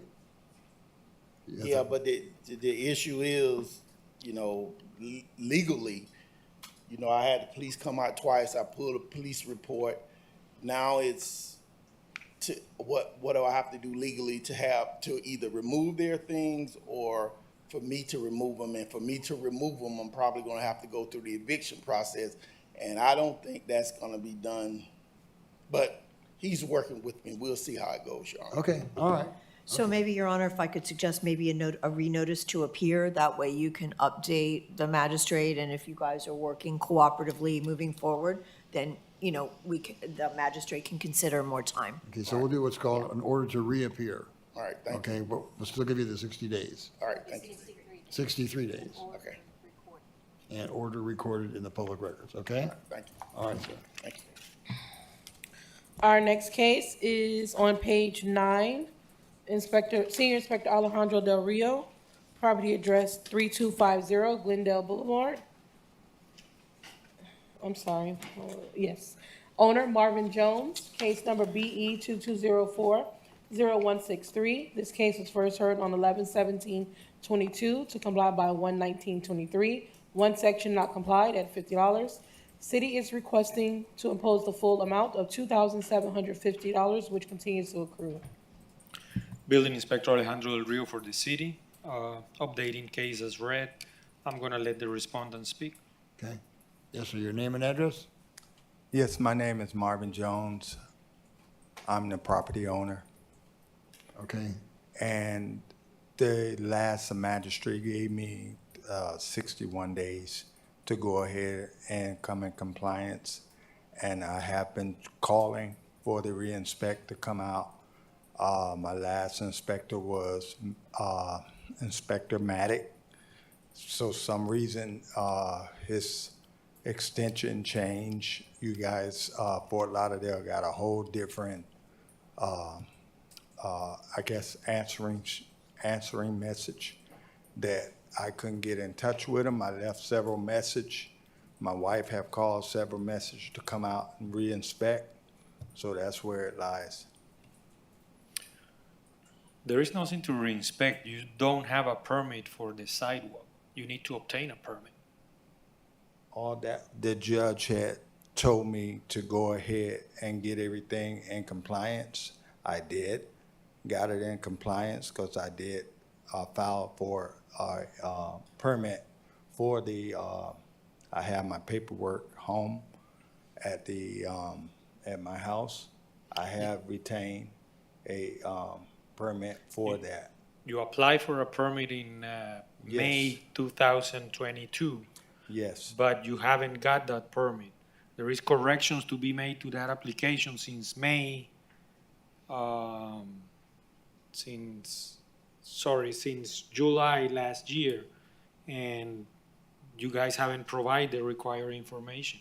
Well, according to my records, I have that in the computer that my wife did go in and saw that, that I hired a company to go ahead and do the inspection, the permit. And that's where it leads me, that I got this letter stating to come to court for corrections. The sidewalk has been laid. It has been corrected by the company. And this is where I have planted grass around the sidewalks and filled with dirt. So as far as my recollection, everything was inspected. And you never came out. It No one cannot be never came inspected back. because you don't have a permit. You still don't have a permit. You need to obtain that permit. You need to go and check that permit application status and do whatever the city is asking you to do in order to obtain your permit. You only will be in compliance when you obtain a permit, when you have the permit issued, meaning it was approved and you pay for it. At that point, you have a permit and you will be in compliance. Okay, I was unaware of that. I just thought maybe the corrections need to be made. Now he's telling you that you applied for it, but you didn't follow Yes. up when they said, we need more information. I don't know what happened, but it's still waiting to be picked up and dealt with, right? Sorry? He still has he has work to do from what the, He still need to provide information in order to obtain the permit. okay, so who does he contact to do that? The permitted section of the city, I don't have the number right here, but he needs to approach the city and probably picked up the package and made the correction and submit it again. Okay, well, he was saying he's having trouble with the telephone extension. Do we have a card or I something? don't even have comments regarding that. Okay, well, you're gonna have to find a way to reach the permit people or come in and see them I and find know out what you exactly need. where it is. Hold on. You have a pen? You have a pen? 954 954. 828 6520, right? 6520.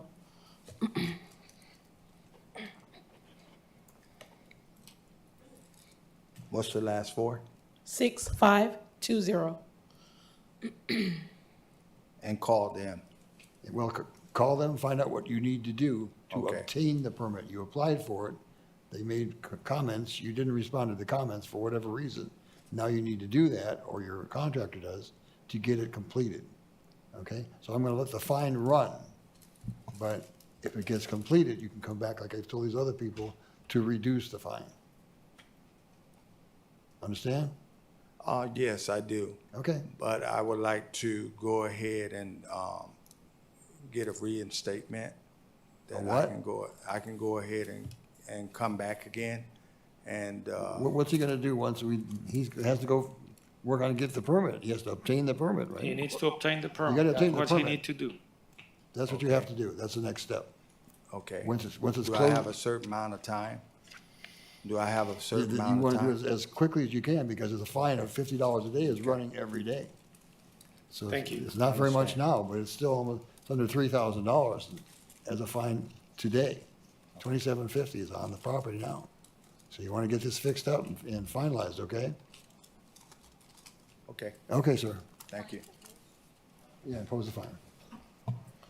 Our next case is a new business case on page 2, Senior Inspector Alejandro Del Rio, property address 2016 Northwest 14th Ave, owner Helen A. Kenyon, case number BE 22110-102, notice posted at the property on 3/1/23, posted at City Hall 3/2/23. Building Inspector Alejandro Rio for the city, presenting case as read.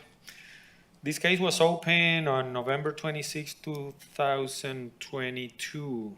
Property was cited for the following violation: Florida Building Code 111.1.1. Certificate of occupancy related to permit number PM 1404-1488 has not been obtained, and addition is being used or occupied. An inspection report was mailed to the property owner on November 29, 2022. A final notice was mailed to the property owner on January 4, 2023. A notice of hearing was posted at the property on March 1st, 2023. City is requesting 63 days to come into compliance or $50 per day thereafter. Okay. Ladies, your names and addresses? I'm Helen Canyon, the owner of the property. What's your name? Helen Canyon. Gloria. Okay, yes, okay, Good morning. I'm Arlisha McDonald. This is my mother. okay. So I have been working to definitely get this permit closed. Okay. The surveyor I spoke to yesterday, he should have it ready for me today. At that point, I will submit it to the city for them to approve it, Okay. so that I can have the zoning inspection and then the final inspection, and then I can put in for the certificate of occupancy. So I Okay. got kind of stuck figuring this out. Okay, well, you're helping your So, mom out, this- that's a good thing. Yes. Okay, so they're giving you 63 days to do all this stuff, but it Okay. sounds like you're gonna be able to do that. But again, if it's not done on time, a fine starts It's of gonna be $50 done. a day, okay? You understand how it works. Okay, Thank you. that'll be the order. Thank you. Thank you. Our next case is on page 2. Senior Inspector Mary Rich, property address 5560 Northeast, wait, I'm sorry. 512, sorry. 512 Northeast 15th Terrace. Owner, Northwest? Northwest 15th Terrace. I said Northeast? You Sorry. did.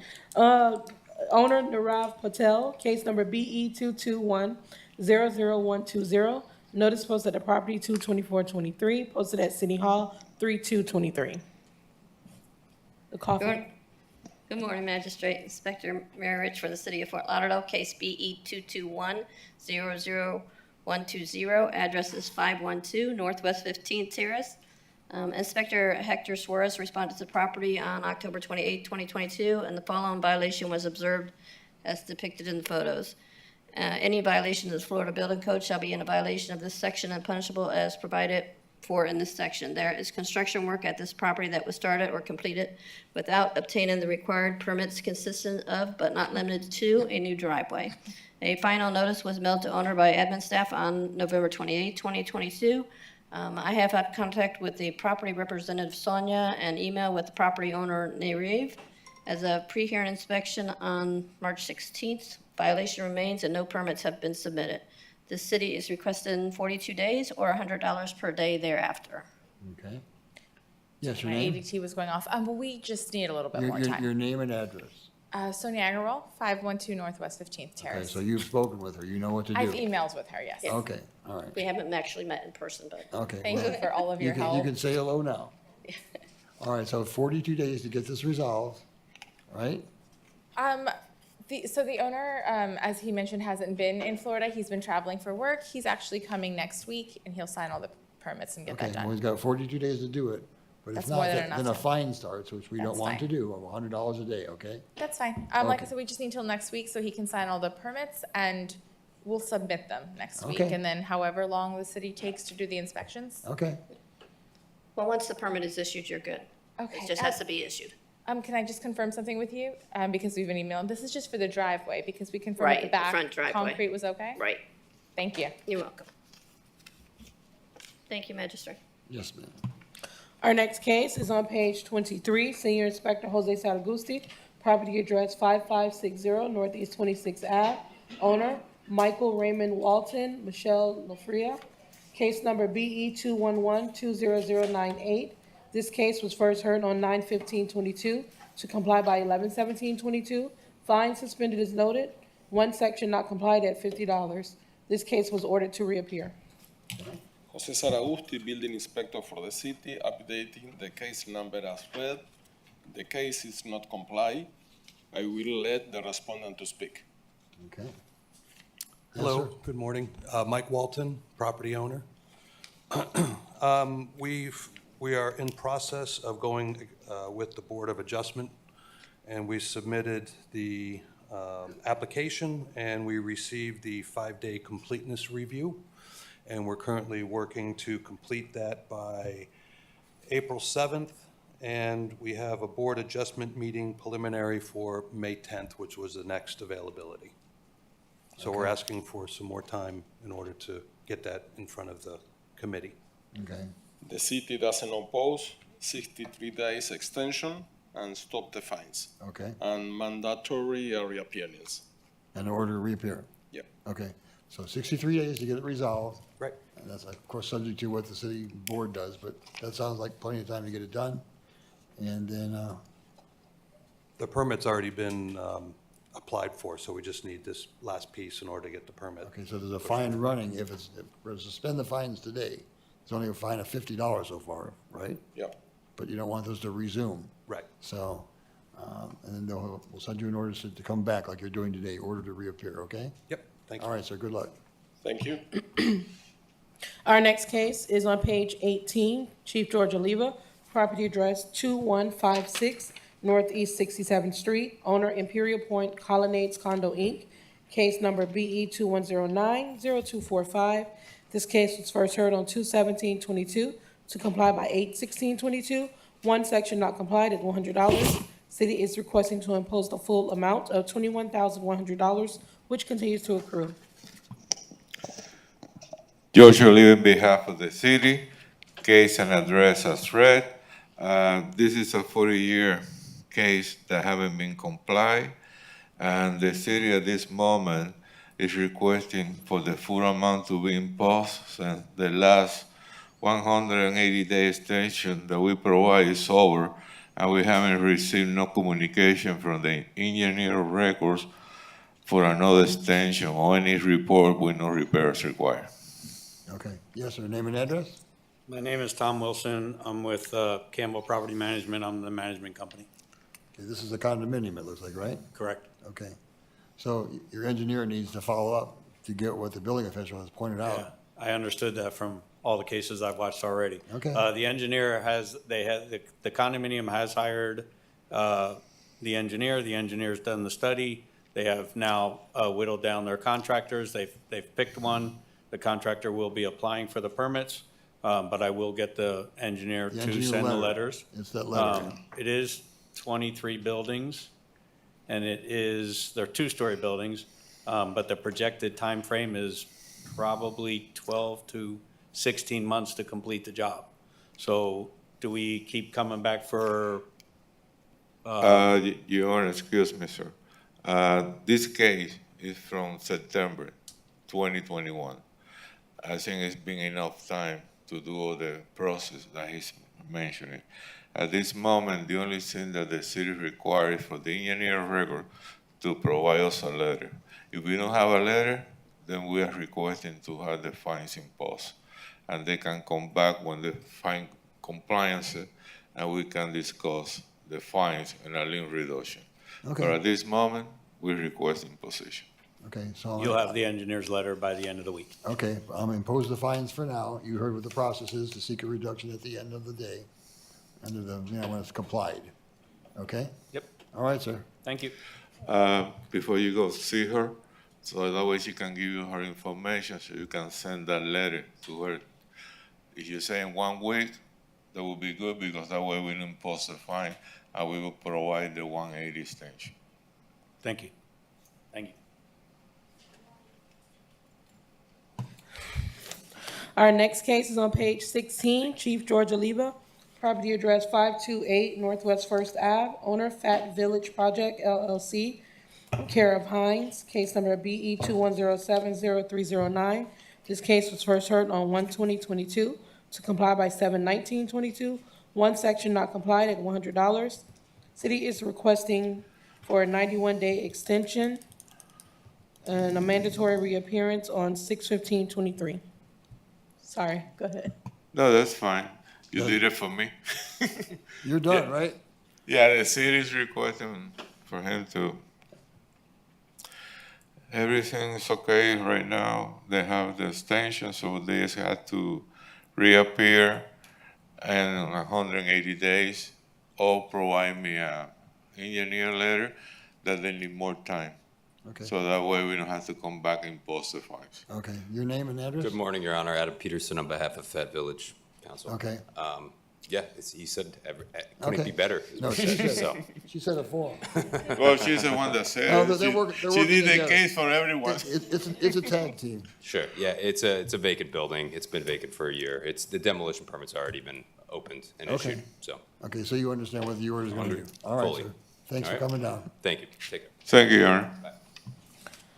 Our next case, Senior Inspector Alexander Juarez on page 10, property address 2655 Key Largo Lane, owner One Ford Home LLC, case number BE 22090082. This case was first heard on 11/17/22 to comply by 119/23. One section not complied at $50. City is requesting to impose the full amount of $2,750, which continues to accrue. Inspector Alvarez, Building Inspector for the city, on behalf of Inspector Corley, updating you on case number and address is read. Case is not complied, city is requesting for fines to be imposed. Okay, name and address? My name is Mark. I'm with the building Mark contractor. I'm Mark Biederman. I'm with the building contractor. This is the homeowner, Elena, for 2655 Key Largo, and I have the architect. My name is John Goulteron with the design team. Okay.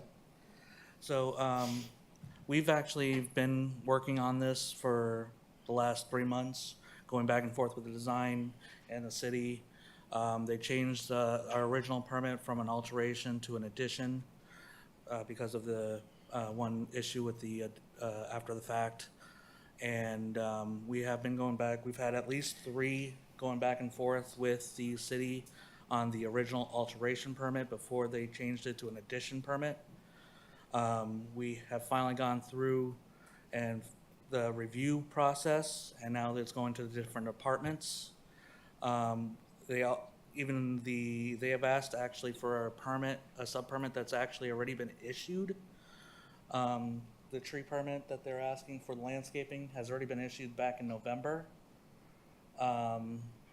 So I'm trying, that's something that I'm gonna be resubmitting, but that already was issued and taken care of back before we even got this permit submitted.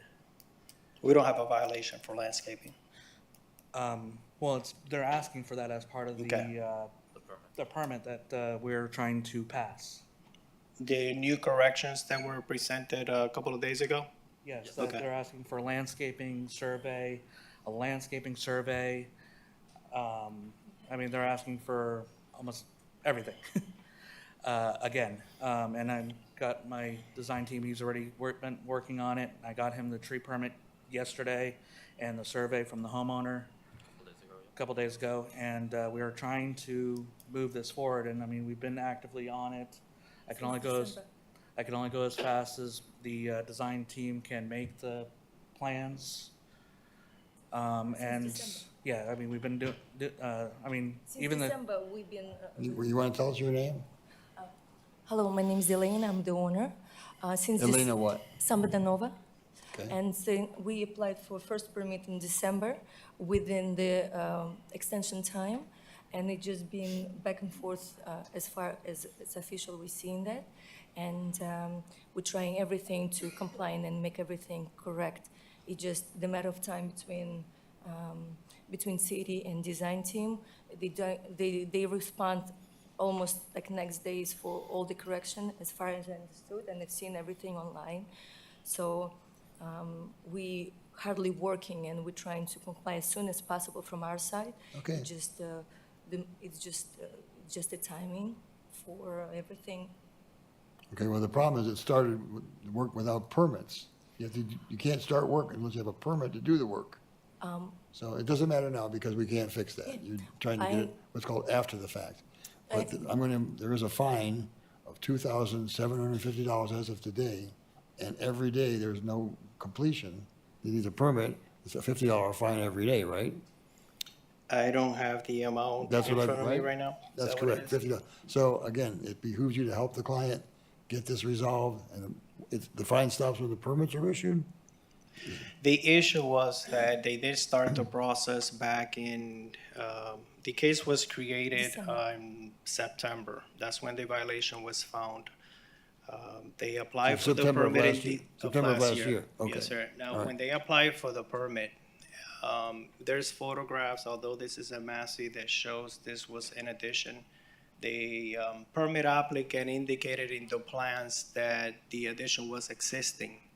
That triggers a separate permit review. So when it went through ATF, corrections were required. They're now, since December is when they're actually submitting, what they're submitting reflects the violation. So when ATF approved that particular review, now it triggers this whole additional chain, like he just indicated, For trees and landscaping and all right. that. But the truth is from the very beginning, it would have been submitted the way it's supposed to. We would have fast forward and we would have been, further ahead. That's why at this time, the city cannot support any extension. Okay, so I'm gonna impose the fine. Fines will continue to accrue. When it's completed, you come back and she can seek a reduction in the fine. Understood? Okay. Thank you. Our next case is on page 22. Senior Inspector Alexander Borges, property address 603 Northeast 13th Street, owner Queen Progress Investments, Inc., case number BE 22110132. This case was first heard on 1/19/23. To comply by 3/16/23, one section not complied at $100. This is ordered to reappear.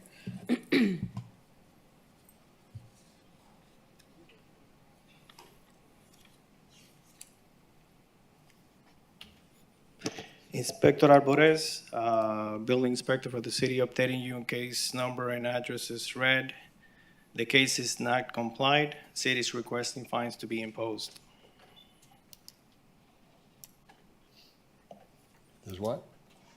The city is requesting fines to be imposed. To start fines. Yes, the case is not complied. All right, I've seen this property before, right? Yes, sir. A couple months ago.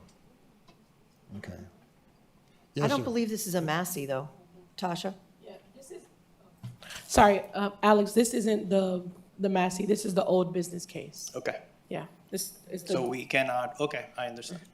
So I guess the city's request would be we would not support any additional extension and would ask that it be set for Massey at the next hearing. Okay, do I impose a fine today? Correct. No, sir, not today, because it hasn't been noticed as a Massey. It's noticed as old business for the property owner to update, Your Honor. Okay, all right, yes, sir, name and address? Yes, hello, my name's Dylan Leguy, project manager on behalf of the owner and the tenant. I am, just lift this up. I am here to say that we did actually have our updated corrected plans that were requested several weeks ago. They were submitted yesterday. There was an update to the structural engineer provider who needed some structural engineering for the mezzanine, which is not in operation at all right now anyways, but they needed that for the permit corrections. And that information was submitted yesterday successfully into the city system. Of course, the code team and the building department itself, the DSD, needs to review that information and go from there.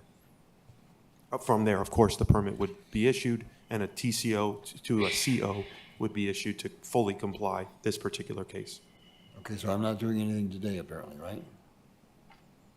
So Your Honor has basically two options. Your Honor, if the representative of the property owner is asking for additional time, you could consider that, and you also could consider the city's request, which would be to set the case at the next hearing for a Massey.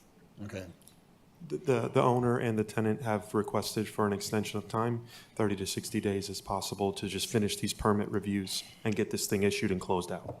So how does that Sir, work? if I may, this property has been posted and remains posted unsafe and is illegally occupied to host events, wedding venues, etc. While there is a separate citation case as addressing this violation that will be presented later on today. The initial ATF review was back in January 5th. And there were two permit applications submitted back then, one for change of use and one for a door without a permit.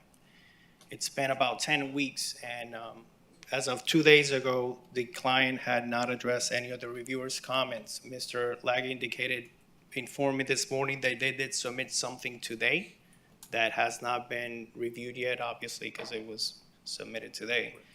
But 10 weeks for a door without permit to address corrections, that seems a little too far apart. That's why the city does not support an extension at this time.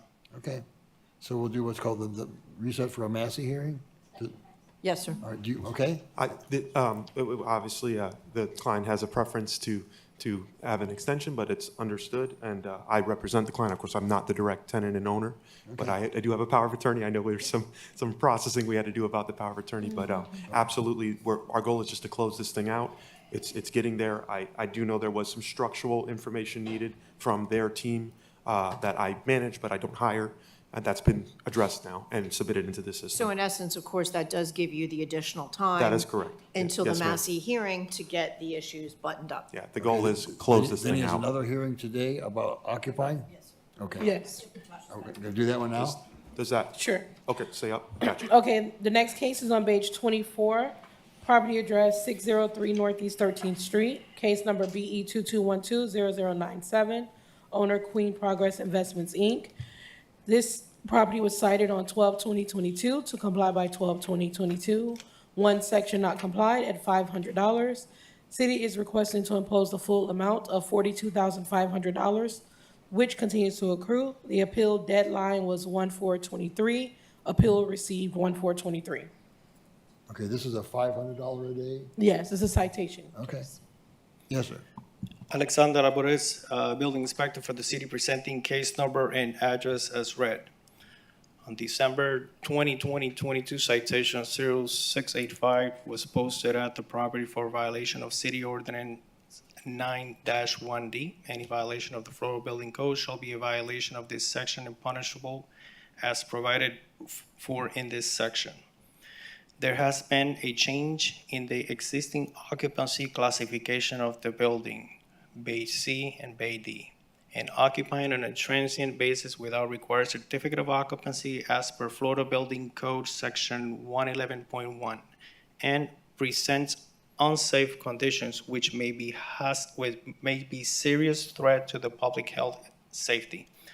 Corrective action for this violation is as follows. Do not occupy the building Bay C and D until you obtain all required permits and temporary certificate of occupancy or certificate of occupancy for the change of use. Records and plans related to this building show 5 bays in the building. Bay A is a permitted bakery and Bay B is a permitted takeout restaurant.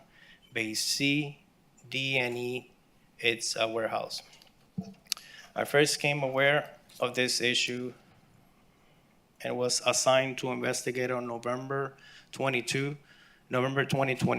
when we were notified by the fire department that the warehouse space was being used and occupied as an assembly venue for rent and advertised on multiple online listings as such.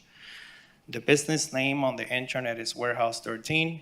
It advertised as a max capacity of 175 occupants. There's photos attached.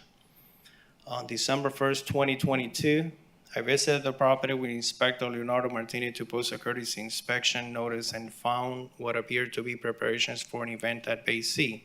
I spoke with Mr. Louis Mayer, who informed me that his family rented the bay to celebrate a wedding and were expecting approximately 80 guests. Mr. Mayer gave us access into the building, which included Bay C and adjacent bays D and E to the east, accessible from Bay C. On December 9, 2022, the Fire Marshal's Office issued a cease and desist order stating that this building has been found in the opinion of the fire chief or his representative as a hazardous condition and shall not be occupied until such conditions is corrected, and that no occupancy as an assembly under a certificate of occupancy or temporary certificate of occupancy has been obtained for such use. Events continue to take place, and on December 20, 2022, citation 0685 was posted at the property, as previously mentioned. As of as of February 11, 2023, Bay C remains being occupied without the required certificate of occupancy. City is requesting for fines to be imposed. Okay. All right, let me ask you, this came before me, and I think I recall saying, do not use this, and it's still being used. And do I have the ability to increase the fine today? To increase the- You know, if it's $500, I'd like to increase it to $2,500 a day, every time they do this. Unfortunately, Your Honor, in this circumstance, no, because it was a citation and the citation contained the fine. It's a little different than a notice of violation, which you would have the discretion to increase the fine. And you've heard me ask for an increase in fine, but this is a set amount pursuant to the face of the citation. Okay, I want to make it clear to the people who operate this thing, do not use this property. No weddings, no Day of the Dead, because that's what it's going to be if it's not safe in here. And nobody uses this building for, I don't care if that's for family, weddings, funerals, nothing. Stay out of the building until it's got a TCO at least. Yes. And I want whatever it takes for the city to do to enforce this with the fire Chief. code if you have to, pull the power if you have to. If it's an unsafe building, let's pull the power. May I, am I okay to speak now? Yeah. Okay. My name's Dylan Leguy, just project manager, representing on behalf of owner and tenant. Just a couple notes to this. The particular unit that is in this is, I just want to clarify for the record, Unit C. The Unit D, of course, is shut down unless we're referring to different units. Is this? There's I just want to been make sure we clear that. It remains accessible. Unit C and D, every time an inspector has gone there, has found it to be accessible. Okay. So Unit D is the wing building, and The Unit C one is what we that's just saw observed. identified on the plans as D. We Okay. can only go by what you guys tell us it Understood, is. yeah. Two other points to this is, there is, I don't have it printed, however, I have this record here. The tenant is unfortunately in a medical emergency right now. They'd be here with their POA, but they're having a major eye issue. But they had an arrangement made for the remaining events, not anything new, already booked as this business. got it. I totally understand. I just want to simply note that the tenant filed this appeal with the owner only because one side of the city was saying, go ahead and finish these out with these safety things, have a fire watch, have this. They hired a structural engineer to provide letters showing that the structure of the mezzanine was safe and not occupiable. What side of the city would have said that? This was Jeff Lucas, or this was the fire department and the building department. Gentlemen like Jeff Lucas. This particular email is with Jeff Lucas as of February. You have the email? I do right here, yes. I can forward it if that helps. I'm just stating this to establish context. I just want to make sure one more thing. There is no new events happening as per the tenant but and the there's owner. events This that is are only, booked. that is absolutely right. It is So ceased. between It was- today and in the future, there's people Yes, are going to sir. be in this building. Yes, sir. I don't want people in the building. I'm with you. So my point is, cancel those events. Yeah. All I can say is that there was an arrangement made prior I to don't know what the that is, January so hearing, my- prior to the. My order is, the I events are understand. canceled. I understand. And I'm if- just simply and stating if some they do- context. Excuse me, and if they do continue, I want something to go in there and impose the maximum fine every day you see in there, and I would like the building official to pull the power if he wants to do that. I can't direct him to do it. We can do that. I have to get with the fire marshal, Jeff Lucas, and the building official, John Travers, and those two combined, they can remove the power and shut the place down. I want it shut till it's I understand. occupied, but I don't want to hear that, well, we already got things booked, cancel them. I understand that. Because I don't want, none of us want people in there at the risk of something going bad. I'm simply relaying what happened with the I'm- other and I'm- parts of the I'm city. simply telling you, Yeah. in my capacity, I I want understand. it shut down, I've asked them to do what they can do. And I if they don't- understand. And I thought I said this 2 months ago when this came before me. Yes. Not You to did. occupy it. So somebody That is doesn't correct. listen, and now they're gonna listen. If it comes back to me for the maximum fine if they do this, well, they won't have power, so they won't be able to do anything. So Right. it's shut down and it's an unsafe structure. I Right. will relay the message to the fire marshal and the building official for Lauderdale, Okay? which is my boss. So for But purposes today, I'm imposing the full fine, right?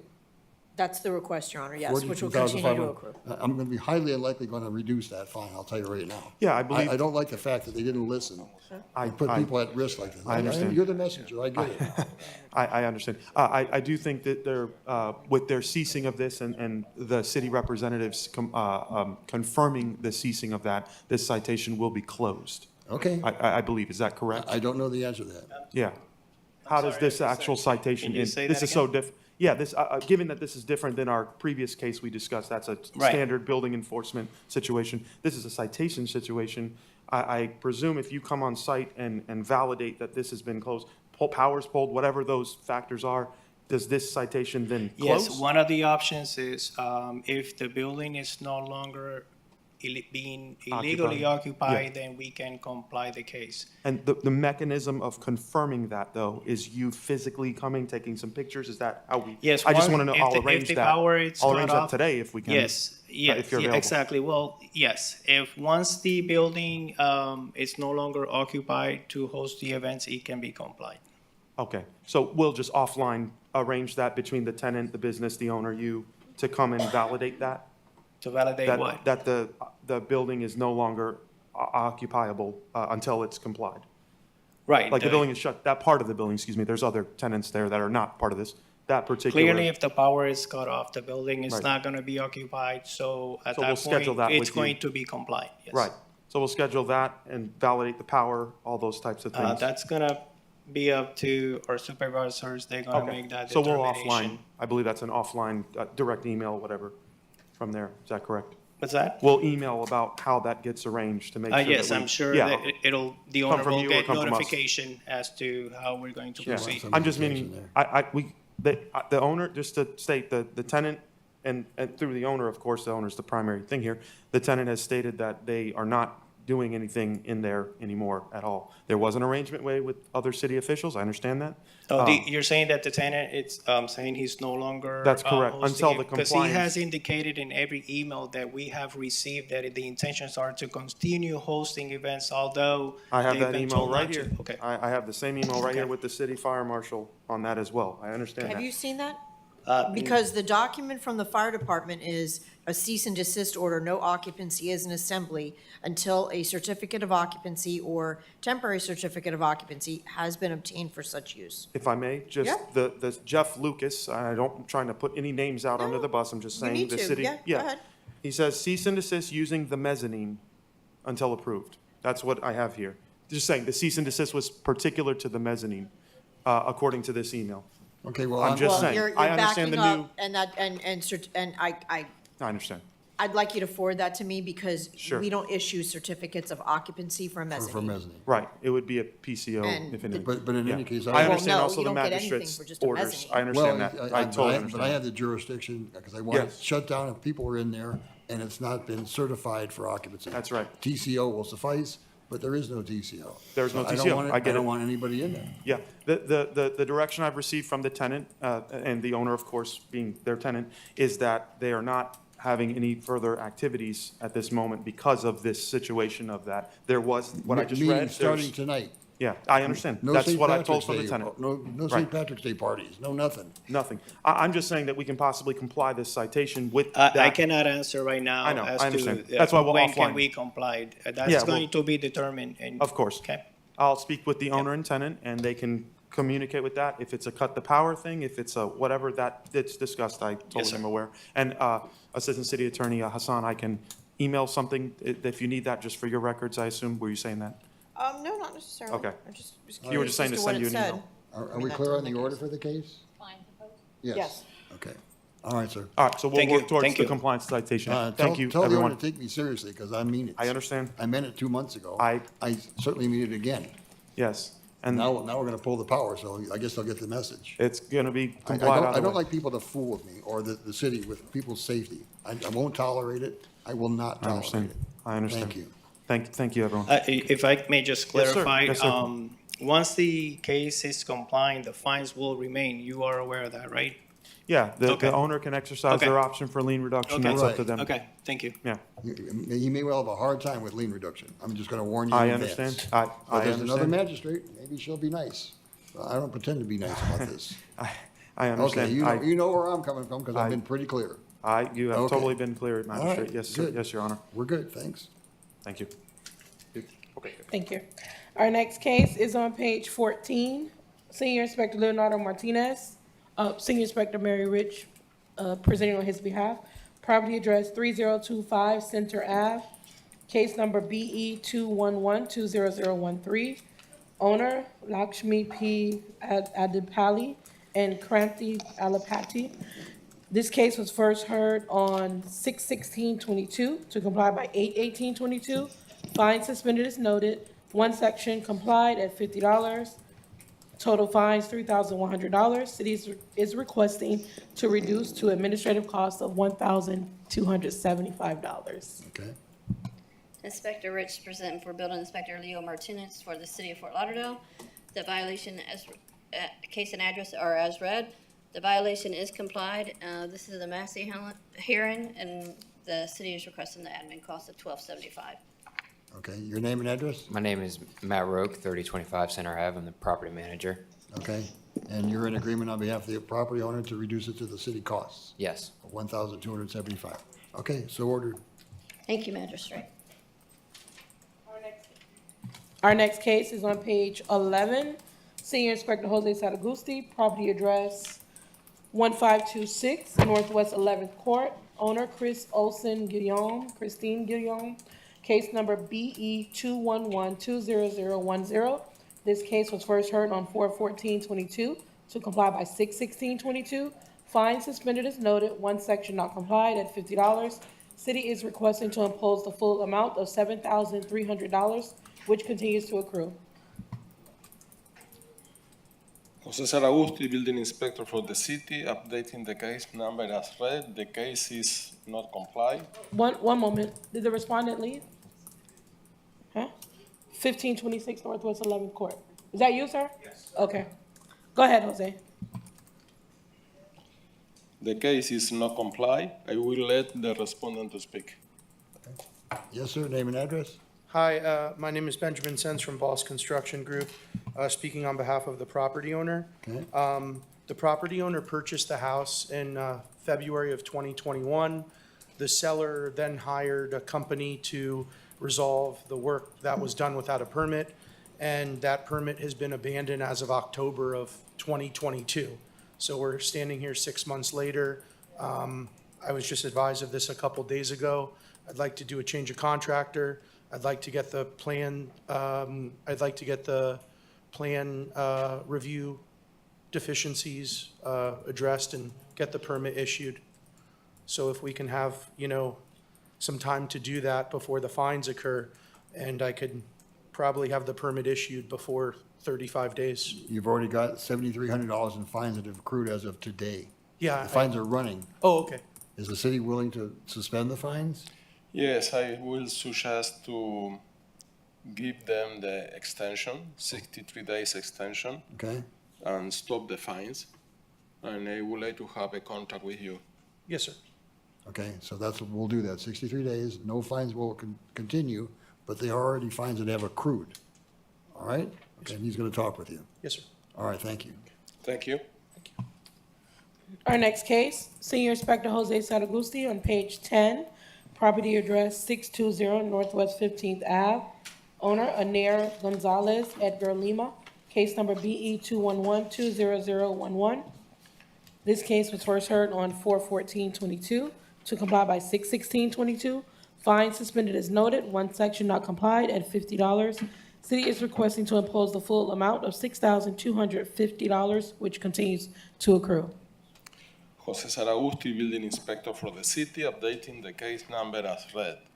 The case is not complied. I will let the respondent to speak. Hi, yes, good morning. My name is Anair Gonzalez. I am the property owner. I do have all the permits being worked on. As of right now, I'm working on corrections. Unfortunately, I've just been having trouble communicating with the inspectors on the case. They keep putting in corrections and just putting corrections needed instead of telling me what I need to do, and I have to be kind of getting out of my workday and kind of reaching out to them. So I do apologize about that, but it does make it hard when I'm the one trying to legalize these things that weren't even done by me. So I would request an extension. I was not under the impression that I was accruing any fees, or if they can be paused. I am working on it. I really don't know how this whole process goes and It's okay. kind of That's guiding okay. through it. The city doesn't oppose 63 days extensions and stop the fines. Okay, so you're gonna get the same offer as the last gentleman. Okay. 2 months, a little over 2 months to get it done Okay, and stop the fines, but you still have fines that have accrued okay, of $6,250, which you'll have to deal with when it's done.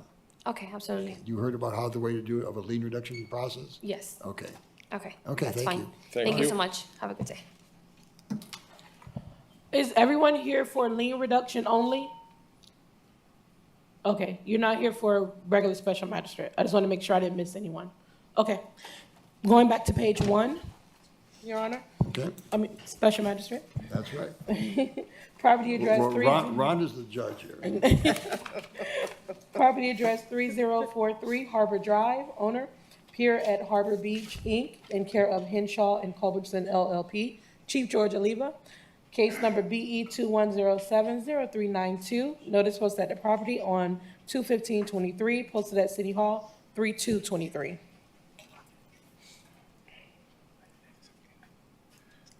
George Oliva, on behalf of the city, case address and case number as read. The report has not been submitted to comply with the mandated 40 years building inspection. And this case needs to be complied by either the building being demoed or the engineer of record provide a report to us with no repair required or a letter asking for 42 days to comply with the letter and $100 per day thereafter. Okay. Ready for the order? That's okay, right? So Is ordered. nobody here? Nobody's here, if it's unusual. Yeah, these are our non-respondent cases. Okay, all right. Okay, thank you, sir. Moving on to page 3 at the top, Senior Inspector Jose Saragusti, property address 417 Northeast 11th Ave, owner Deborah and Bent Phillipson, case number BE 22120100. Notice posted at the property on 2/24/23, posted at City Hall 3/2/23.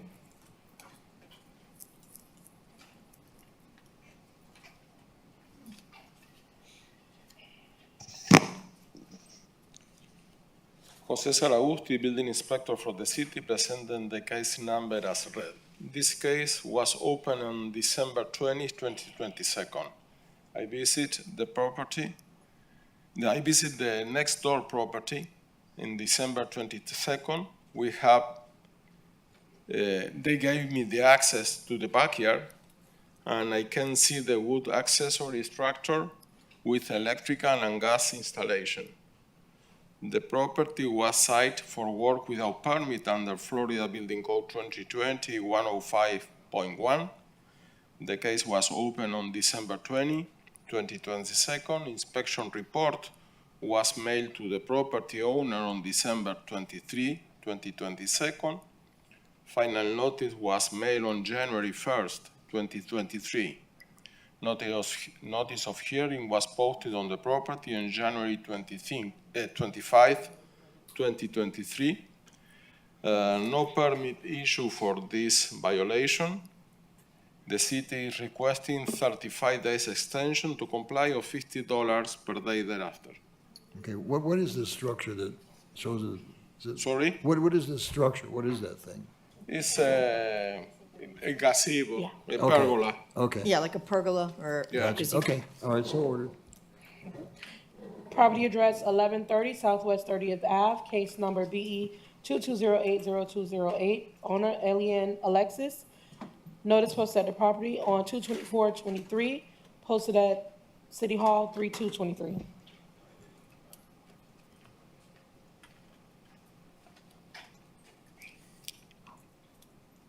Jose Saragusti, building inspector for the city, presented the case number as read. Permit were left to expire as stated in today's agenda. The city is asking the owner to come in compliance within the next 35 days or a fine of $50 per day thereafter. So ordered. Thank you. Inspector Leonardo Martinez, property address 1035 Northwest First Ave, owner Ms. L Investments LLC, case number BE 22090136, notice posted at the property on 2/24/23, posted at City Hall 3/2/23. Senior Code Enforcement Officer Rich presenting for Building Inspector Leo Martinez for the City of Fort Lauderdale, case BE 220900136, and address as read by the clerk. Inspector Martinez visited the property and observed the property was completely demolished and all debris was left on the property. He checked permits and found that the building, that permit BLD-RDEM-220800007 for total demolition was applied on August 17, 2022, but was awaiting corrections to be answered. The property was cited for work without permits under FBC 2020-105.1, demolishing a property before permit issuance. Permit still has corrections pending since October 14, 2022. Corrections were submitted on March 14, 2023, and the permit is still in processing.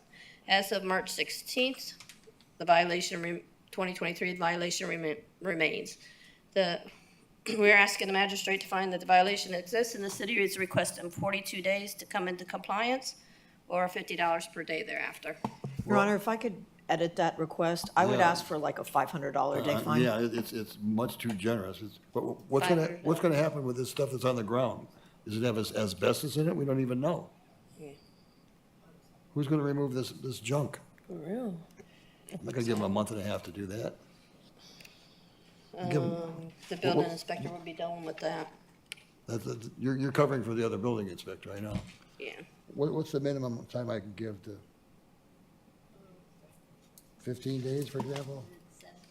7-10 days, Your Honor? 10 days, 14 days, 7 days, 14 days. Well, I want it to be realistic, but again, I see. Well, remember, the it looks like demolition I could see- permit was already in progress. Right. It was and- applied for, it just wasn't issued. But I think I see roofing material there, isn't that, that stuff that goes into your ceiling, what's it called? Yeah. Yeah. And if that's got asbestos in it, with neighbors around here, how do we know if that's clean? So we can't really have people remove it without knowing that, right? We're advised, Your Honor, that the trash has been picked up. This is all cleaned off? Oh. So So the site is clean? okay. What do you So call it that's trash? You're talking about the demolition debris is gone.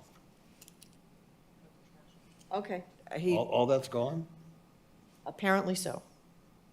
Okay. So perhaps the $50 a day would be more in order. All right. I was concerned Yeah, I was too. the I site would- was left in that I would not leave condition. it like that. Okay. Yeah, so the inspector has advised by text that all of the materials that we see in this last picture have been removed. Good. I'm just worried about the people working with insulation, might have had asbestos in it. But they still need the permit, of course. Okay. All right, so what's the order again for me? So it was 42 days, $50 per day thereafter. Okay. Moving on to page 4, property address 3623 North Ocean Boulevard, owner 3623 North Ocean Boulevard LLC, case number BE 221-00113, notice posted at the property 3/1/23, posted at City Hall 3/2/23. Senior Code Inspector Officer Rich presenting for Building Inspector Leo Martinez for the City of Fort Lauderdale, case BE 221-00113, and address as read by the clerk. Electrical, underground, new electrical outlets and interior panels in some of the units, new kitchen and bathrooms, new sewer lines, concrete restoration permit not issued, new railing in some of the stairs, as depicted in the photos. The property was cited for work without permits under FBC 2020-105.1. An inspection report was mailed out to owner on August 29, 2022, and final notice was mailed on November 30th, 2022. Notice of hearing was posted at the property on March 1st, 2023. Concrete restoration permit was issued, and it is included in the railings replacement. There is electrical permit applied and in process. Plumbing permit applied for did not include all work that was performed in the property. As of March 16, 2023, the violation remains. The city is requesting 63 days to come into compliance or $50 per day thereafter. Okay, so you're okay with them proceeding with work? Not, they don't need to have a stop work order on this? He didn't say that he put a stop work order on it. This is Because for the I building can inspector. some of the pictures are older, but they show pipes being ready to be covered up again. So I don't know, I guess I'll leave that to him, he knows what he's doing. All right, we'll do 63 days, $50 a day. So ordered. Thank you. Okay, moving on to page 5, Senior Inspector Alexander Borges. Property address 300 Southwest 12th Court. Owner 300 Southwest 12th Court Land Trust. Claudia Lopez, trustee. Case number BE 221000001. Notice posted at the property 2/24/23. Posted at City Hall 3/2/23. Alexander Alvarez, Building Inspector for the city, on behalf of Inspector Corley, who no longer works in this division, presenting case number and address as read. According to case record, Inspector Corley initially visited the property on October 10, 2022, and found that there were visible signs of remodel work. The property was cited for violation of Florida Building Code, Broward County Amendment, Section 105.1, work without permit, including but not limited to new central AC, new entry door and concrete steps, new concrete patio pad, new exterior electric service panel, new bathroom window. The case was opened October 3rd, 2022. Inspection report mailed to the property owner October 10, 2022, with 30 days to come into compliance. Final notice was mailed on December 21st, 2022. As of March 14, 2023, owner has applied for electrical, windows and doors, and paving permits. The owner has been in communication with us, and the city is requesting for the magistrate to find the violation exists and to grant the property owner 63 days to come into compliance or a fine of $50 per day thereafter. So ordered. Property address 520 Northwest 17th Ave. Owner 3i Power LLC. Case number BE 22110019. Notice mailed via certified and first class on 1/31/23. Posted at City Hall 3/2/23.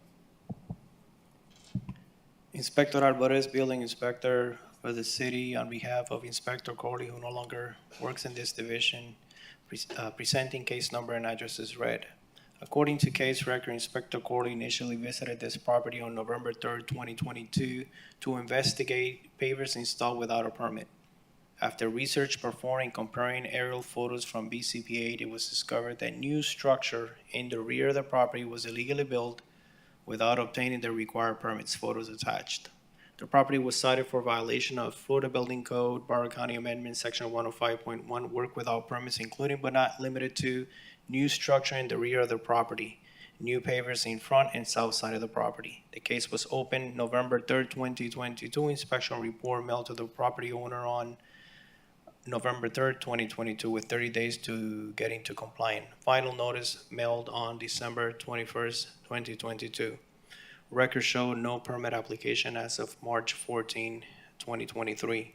City is requesting for the magistrate to find that violation exists and grant the property owner 63 days to come into compliance or a fine of $250 per day thereafter. So ordered. Property address 712 Southeast 11th Court. Owner Michael Buffin. Case number BE 221000018. Notice posted at the property on 2/24/23. Posted at City Hall 3/2/23. Inspector Alvarez, Building Inspector for the city, on behalf of Inspector Corley, who no longer works in this division, presenting case number and address as read. According to case record, Inspector Corley initially visited the property on October 5th, 2022, and discovered that a wood fence was installed without obtaining the required permits. The property was cited for a violation of Florida Building Code, Broward County Amendment, Section 105.1, work without permits, including but not limited to wooden fence. The case was opened October 6th, 2022. Inspection report was mailed to the property owner October 7th, 2022. With 30 days to get into compliance. Final notice mailed out on December 21st, 2022.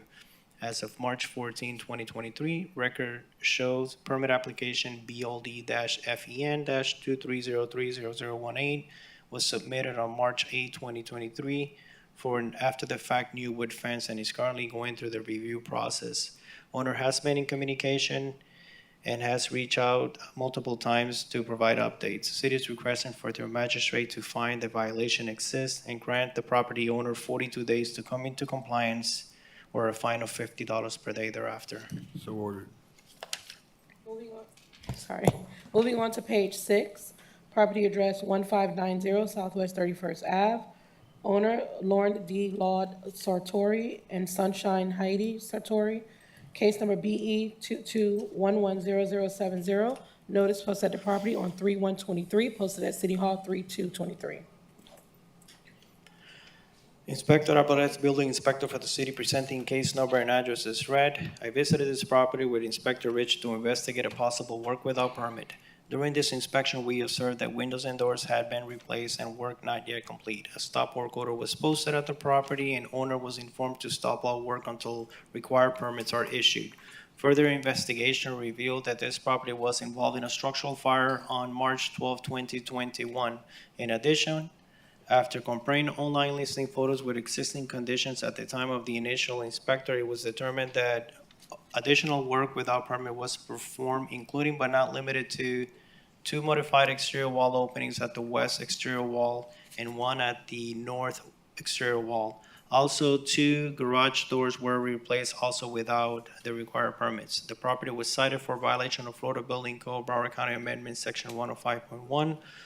Work without permit, including but not limited to 2 window rough opening modification at west wall adjacent to main entry door and 1 rough opening modification at north wall. Windows and doors, 2 garage doors, drywall replacement, electrical, plumbing, and mechanical. The case was opened on November 17, 2022.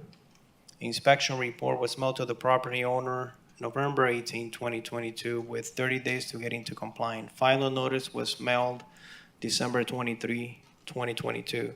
As of March 14, 2023, only 1 permit application for a window has been submitted. Record number BLD-WIN-221000124. Awaiting client reply, corrections required. City is requesting for the magistrate to find violations exist and grant the property owner 63 days to come into compliance or a fine of 63 days to come into compliance or a fine of $100 per day thereafter. Okay. Your Honor, I'd like to increase that fine a little bit, and I'll tell you why. One, it appears from the photographs that are shown here today, the property owner continued to work after the first stop work order was issued, which technically is a criminal offense, number one. And number two, they haven't really been responding to the violation, which is, several months old. And number three, they're not present today. So I would suggest a $500 a day fine. So ordered. Let me stop the hearings for a second. Let me ask you something.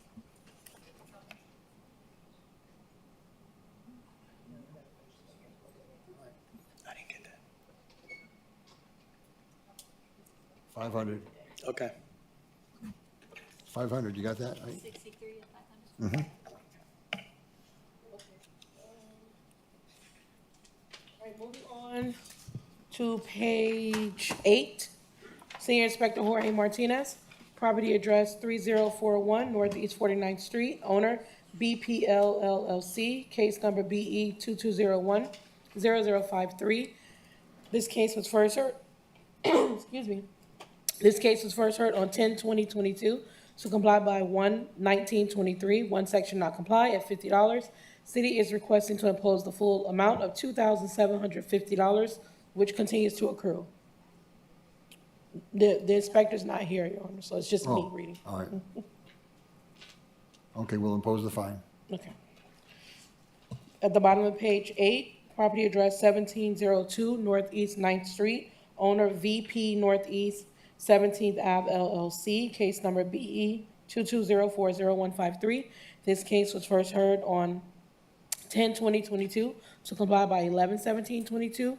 One section complied at $50. City is requesting to impose the full amount of $5,050. So ordered.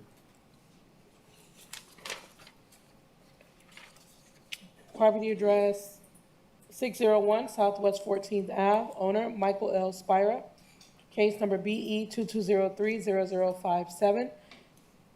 This case was first heard on 8/18/22 to comply by 10/20/22. One section not comply at $50. City is requesting to impose the full amount of $7,300, which continues to accrue. So ordered. Page 11, property address 2880 Northeast 33rd Court, owner Hawthorne Manor Condo Association, Inc., case number BE 2207-0209. This case was ordered to reappear. This case was first heard on 9/15/22 to comply by 10/13/22. Fine suspended as noted. City is requesting to impose the full amount of $14,550, which continues to accrue. And what do we do when somebody doesn't appear when they're ordered to? Hold them in contempt? If, I was still looking on the other case, Your Honor. If it's a Massey, you can impose the fine. Yeah. Yeah, we'd request the Okay. fine to be imposed. Impose the fine then. Okay. Property address 335 Coconut Isle Drive, owner 335 Coconut Isle Drive LLC, case number BE 23010067. This property was cited on 1/13/23 to comply by 1/13/23. One section complied at $150. City is requesting to impose the full amount of $600. Appeal deadline was 1/28/23. No appeal received. So ordered. Property address 337 Coconut Isle Drive, owner 335 Coconut Isle Drive LLC, case number BE 23010068. This property was cited on 1/13/23 to comply by 1/13/23. One section complied at $150. City is requesting to impose the full amount of $600. Appeal deadline 1/28/23. No appeal received. So ordered. Property address 454 North Victoria Park Road, case number BE 23010050, owner 827 Northwest 114th Street LLC. This property was cited on 1/11/23 to comply by 1/12/23. One section complied at $200. City is requesting to impose the full amount of $800. Appeal deadline 1/26/23. No appeal received. So ordered. Property address 454 North Victoria Park Road, owner 827 Northwest 114th Street LLC, case number BE 23010051. This property was cited on 1/11/23 to comply by 1/12/23. One section not complied at $200. City is requesting to impose the full amount of $12,400, which continues to accrue. Appeal deadline 1/26/23. No appeal received. So ordered. Okay. Moving on to page 13, at the top, property address 1520 Southeast Second Court, 1-5, owner Tony Bradley, case number BE 22080220.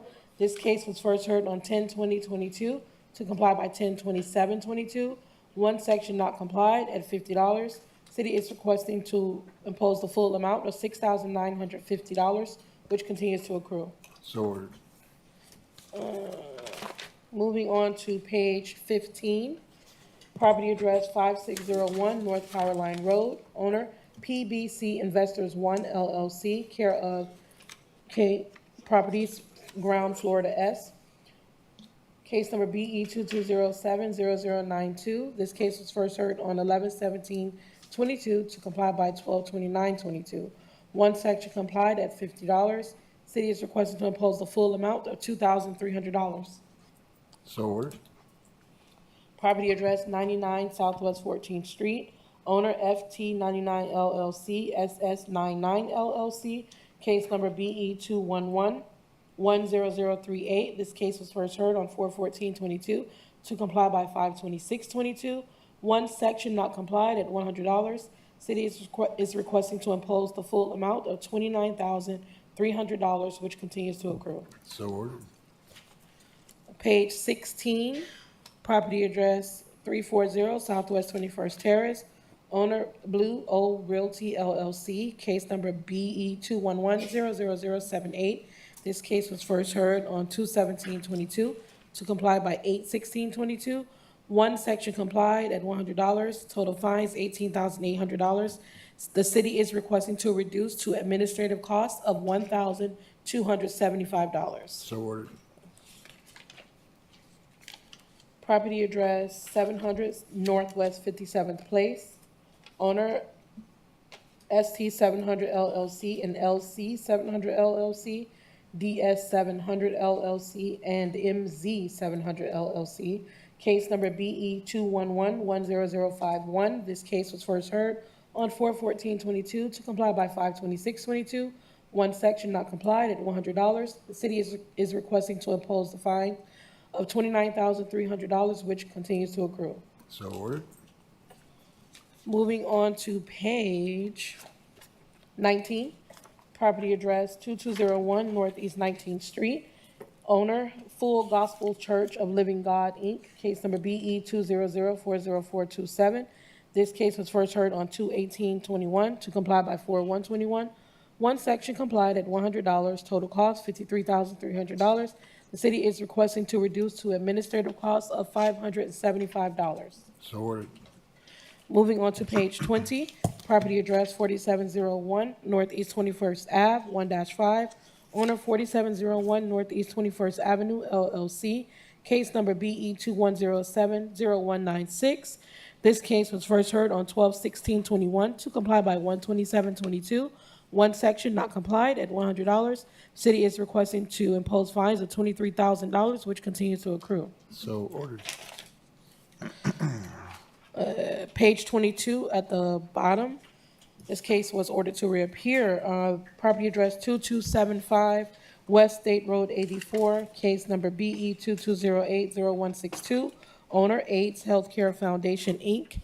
This case was first heard on 2/16/23 to comply by 3/16/23. One section not complied at $50. So ordered. Oh, wait, one second. We have an inspector. Sorry. Jose Saragusti, building inspector for the city, updating the case number as read. The case is not comply. I will request the case came back as a massive hearing. Okay. And mandatory reappearance. Okay. So ordered, right? Okay. Special Thank you. Magistrate, at this time, we would like all the cases that are listed on page 25, we want them listed into the record as closed or withdrawn. Okay, accepted. Thank you. At this time, this concludes our March 16, 2023 Special Magistrate hearing for the Building Division. Thank you. I'm gonna need 5.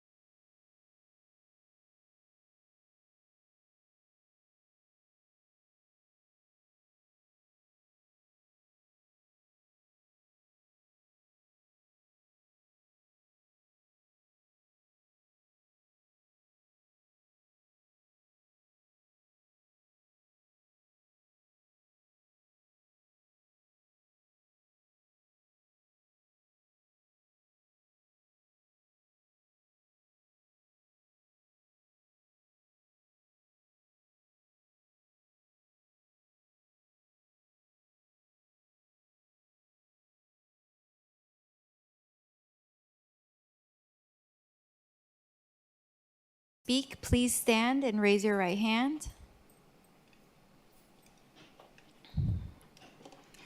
Do you swear and affirm to speak the truth at today's hearing? Yes. All right, we can begin.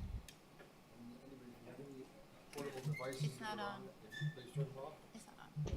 If you have any phones or devices that make sound, please turn them off at this time. Thank you. First case is on page 4. Case number CE 1304-1518, property address 1380 Southwest 34th Ave, owner RCJB Properties, Inc. Total lien amount of $205,050 with administrative costs of $489.46. And the city is requesting $61,515. All right, let me catch up with my paperwork here for a second, please.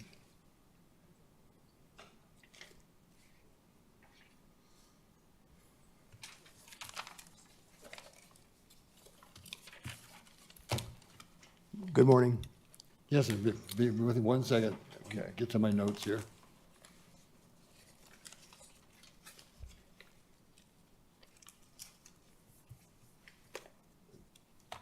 $1380 or $1308? I've got something that says 1308.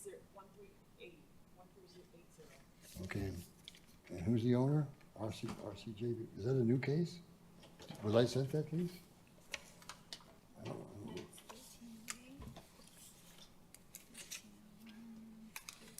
Ah, thank you. All right, now we're caught up. All right. All right, you can tell us your name and Good address? morning. My name's Michael Marino, attorney for the, actually for the prior owner, and, which was Malcolm Trosclair and Catherine Trosclair. They bought the property in 2017 from a group that bought it in foreclosure. The group that bought it prior to them actually had resolved the violations that existed. When they bought it, they were told that the violations were cured, but the fines were never dealt with and they continued to accrue. In 2022, October, we had requested a payoff from the city, and the city gave us only one of the violations with the fines, which we ended up, I think we paid $20,300 to resolve that fine issue. But then after that happened, after we closed, we discovered, I guess, that the city told us that they had made a mistake and that there were actually several other violations that were fines that were pending.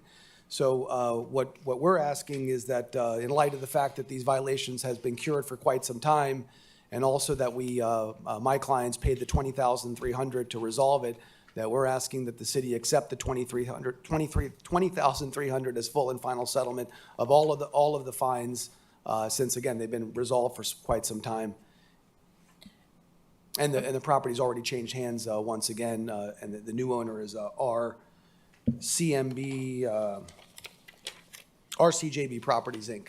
Okay. Who I'm also authorized to speak on behalf of, but technically I'm representing the Trosclairs.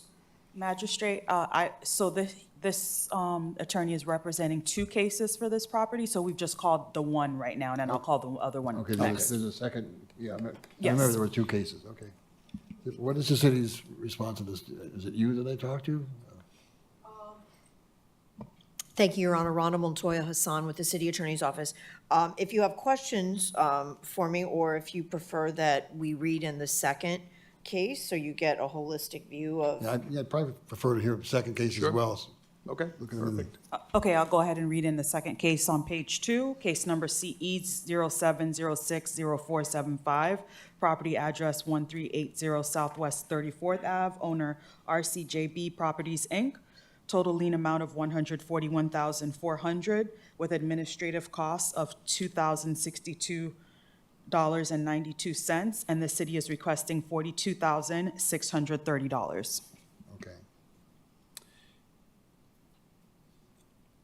And I just wanted to make clear, because I'm a bit confused on which ones. I have 3, 4, 5, 6, 7. There were a total of 8 code enforcement cases. No, And, sir, there's only 2. Okay, well, I guess the other ones, I guess, have been resolved through the fine, I No, suppose? no, there are multiple components to each of the cases that okay. were read. Okay. All right, so the 20,000 that was held out in closing, was that for these fines? Yeah. They were. They were for the fines that we were aware of at the time. The title company had ordered a municipal lien search, and I think that came back with only one or two of the fines, which we said, okay, we'll pay this amount, and we thought they were resolved. But subsequent to closing, we discovered that there were actually multiple other cases that had fines tied to them on the same property, of course. And these are from more than 10 years ago, it looks like, right? Yes. Again, the group that bought it back in, I believe it was 2009, when they bought it in foreclosure, they resolved all of these violations. The problem is they never, again, took the final step of curing the fines or, resolving the fine issues. The two, Your Honor, actually were incurred at completely different times. The first one, as the gentleman has stated, was an old case from 2007. The second case was a 2013 case. Okay. And It's also. still pretty far back, though. Both of them. Correct, but, right. But they are distinct, right? They are distinct. And, Your Honor, also just to remind you and because the gentleman stated he thought that the 20,000 could be in full and final settlement. As Your Honor knows, for lien reduction, you're not permitted under the ordinance to go below the hard costs. So Right, at minimum, the hard costs have to be assessed. So do you think the city would have any objection if I accept what they had prepaid for both cases, but take the hard cost for each? I don't take a position generally on the No. amount of fines, Your Honor, because again, we're about compliance, Okay. and we rely on Your Honor Well, it looks like we're to three reduce them. three property owners subsequent to when these people were there, right? Okay. All right, so we'll accept that, the 20,000 and whatever it was that would change. And the hard costs were, for the first one, 2,062.92. Okay. Right? And the other one is how much? $489.46. Okay, so we'll accept those. So it would be those two hard costs, about approximately 2,600? Correct. Okay, got it. Okay. Excellent. All right, sir, thank you. Payable. Have a great day. Payable, Your Honor. within, what, do we have set a time? Within Yes. 30 days? Yeah, that works. Okay. Your Honor, do you want to let everyone know in the room about not paying timely? Yeah, what will happen, folks, if we make an adjustment to your fine and you don't pay it within 30 days, it's going to revert back to the full fine, which you don't want to happen. So let me know that you're going to be able to pay it within time. Thank you for that. Okay? All right, thanks. Just hard costs on the two, yes. For each one. just the hard costs for each one? For each one. 'Cause The administrative Because costs? we've already accepted $20,000 previously for fines. Okay. The next case is on page 4. Case number CE 221-00572, property address 1501 Southwest 5 Court, owner FGF Investments LLC. Total lien amount of $6,000 with administrative costs of $563.87. The city requests $1,800. This is a citation. The appeal deadline was October 30th, 2022, and no appeal was received. Okay. Good morning. Hello, sir. Give me a chance to catch up here.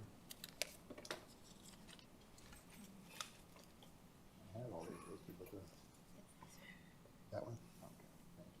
Basically, Your Honor, while you're looking for the right file, the city is agreeing to accept the applicant's offer of Oh, okay. $1,800. Oh, I couldn't read his number. He had I guess it was a 1 there, but that's, yeah, I thought my handwriting was weird, but that one's a different. So that's $1,800 you're offering, correct? Yes. Okay. So the city's willing to accept that? Would Okay. you, I'm sorry, so I can leave. Would you give me at least like 3-4 months to pay it, like in parts? He can pay in installments, yes, Okay. sir. And In the 4 time months? frame, 4 months is all right?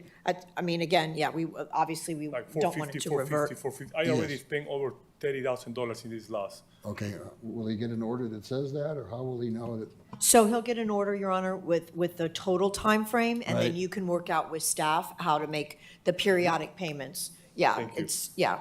So, That wouldn't be part of Do we the know order, but we do accept partial payments. Yes, I'll email you. okay, so you let me know what, so I don't wanna pay it in the wrong time. You let me know what days every month I have to pay, so I pay all the time on time. You can pay anytime you want. Thank you so much, Sir, guys. you can pay anytime you want for the partial payment as long as the total gets paid within the 4 months. So there's no, right, those periodic payments, you can pay whenever you want. Perfect, thank you so much, you guys Okay. just made my day. Okay, don't forget, it goes back to the full amount if you don't Oh, timely no, pay. that- I know, You, I know. you understand, okay. Thank you, guys. So Thank just you. to verify, right. are we doing 4 months then? I'm sorry? Verify the time amount is 4 months? 4 months. Okay. 180, 120 days, $1,800. $1,800, yes, sir. Thank you so much, thank you, guys. Okay, The next case is on page 2.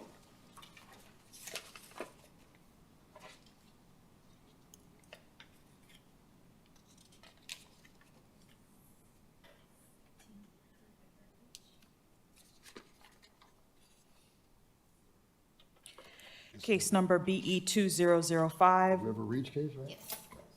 0393, property address 1350 River Reach Drive, number 414. Owner Afiz Akande. Total lien amount of $27,900 with administrative cost of $1,231.55. And the city requests $13,950. Yes, sir, your name? Afisa Kande. I'm sorry? Afisa Kande. Okay. So you're the owner, right? Yeah, I'm the property owner. Okay. So what happened? So when I got the property, we did the lien search, but the search didn't come out with this fine coming up. So I bought the property with I'm sorry, this is all. No, take your time, it's all right. So I bought this property with the open permits from the previous owner, and I guess they were working on it, but they never closed the permit. However, when leasing the property to sell, we did a lien search, and that came up that there's an expired permit. So I went to the city, and they said they've been mailing letters. However, the letters was being addressed to the past owner, so we never opened the letter. So now I'm just asking if the city could grant the initial cost of, I don't know, what, $2,500 it was? You're offering 2,500? Yes. Okay, I think that's acceptable. That's fine. 30 days, okay to pay that? Yes. Okay, because again, don't forget, it goes back to the big number if not. All right, thank you. Okay, 2,500, thank you, sir. The next case is on page 5. Case number CE 06090401, property address 2182 Northeast 59 Court. Owner Ron Kurzman. Total lien amount of $43,300 with administrative costs of $545.66, and the city requests $14,490. Okay, Good morning, Your Honor. Sasha Katz, counsel for Ron Kurzman. May I? yes, of course, go ahead. So I'd just like to go over the history. Ron Kurzman has owned the property for approximately 12 months. At the time of his purchase, he relied on a faulty tax and lien search that did reference that there were past violations, but didn't state that there were fines.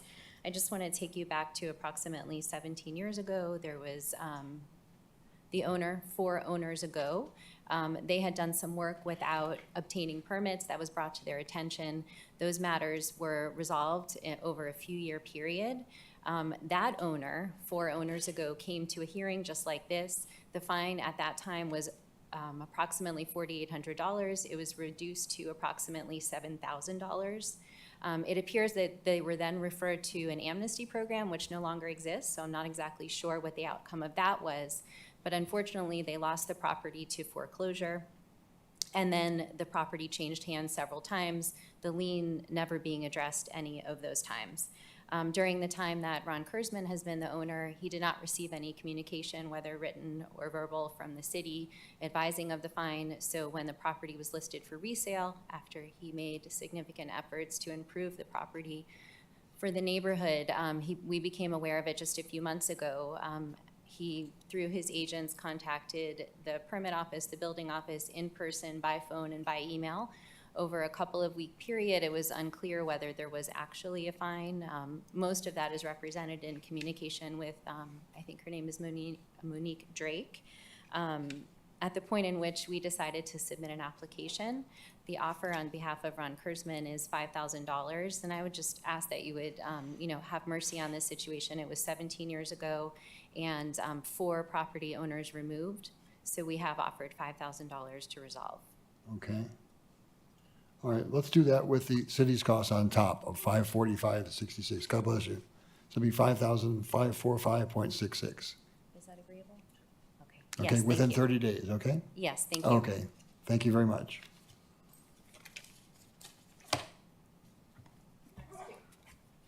The next case is also on page 5, case number CE 151-21037, property address 2457 Northeast 27th Terrace, owner SSC Homes LLC, total lien amount of $279,000 with administrative costs of $1,639.42.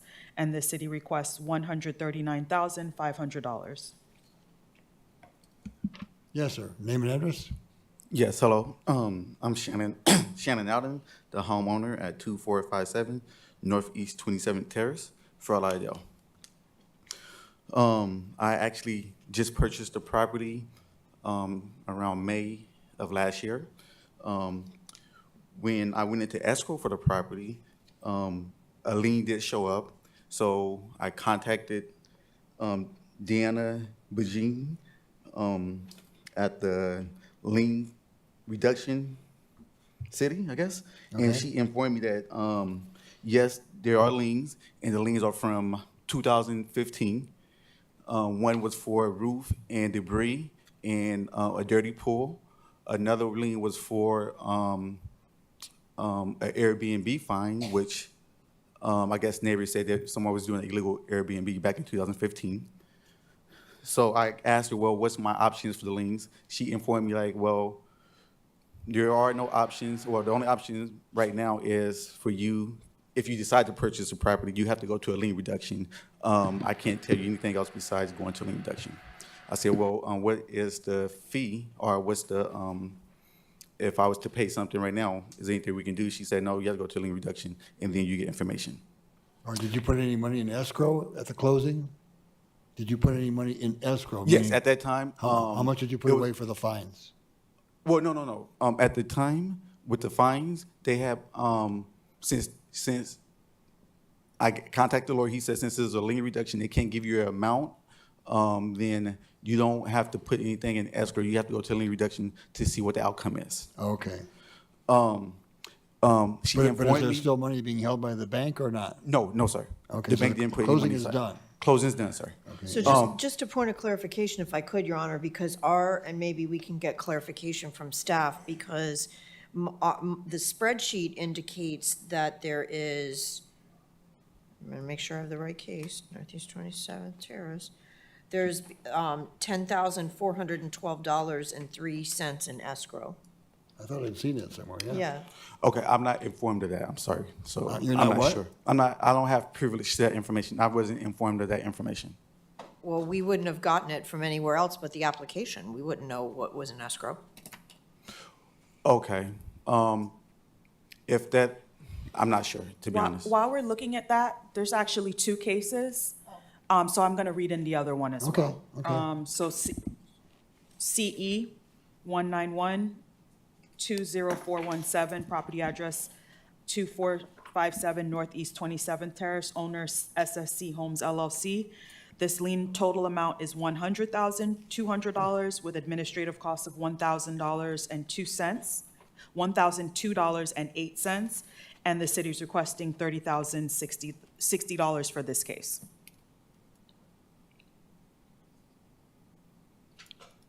That talks about the roof and the fence. Okay, yes. So when I was talking to the lady over at the city, she informed me, I said, well, I don't want to buy the property until I understand. But she said, well, you have to fix all the items first, and then you can come into compliance, and then you can get information. So I proceeded to purchase the property. We went through, we invested in new roof, switched out all the grass, spent over $200,000 on doing the pool, in the yard, in the roof, and getting permits for the windows in the roof, and submitted that to the city to get a reduction. Then she set up an application for me to come here to ask for a reduction. When we was doing the actual updates to the outside, speaking to neighbors and people in the area, the home has been sitting for over 8 years. They were so grateful in bringing the property up to Fort Lauderdale standards because it's been an eyesore for over 8 years. And as far as the main fine, which was $200,000, which was occurred in 2015, was for Airbnb. But then if you look through the city, as I did research back then, I noticed that the city did inspections like every other month and like every other year, and the property was vacant. And from doing research from the neighbors, the property has actually been vacant since 2015. It's just the fines never stopped because nobody was ever there. So the Airbnb fines was really non and void fines at the time. So me, since doing all the research and doing all the work on the home, I'm requesting that the city accepts the offer of administration fees for the home.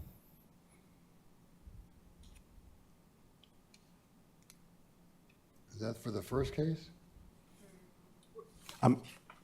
We read both cases in, so.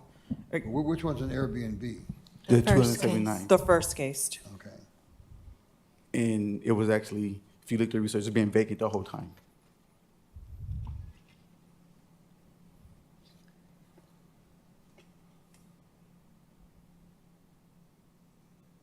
So this is for 2457, right? Correct. Okay. Well, I think there's $10,400. So yes, Your Honor, a review of the file shows that the closing statement was made a part of the application, and it did reflect the escrow amount of the $10,412.03 in escrow. Okay, so you can take the $10,412.03. Okay. Okay, and then on top of that, for each case, the city's costs, which are fairly minor, I think. First one's for $1,639.42, and the other one is for $1,002.08, if I'm right. Okay? Right. Yes, sir. So I don't know if we have to split the 10,000 between the two, or what do you, let's.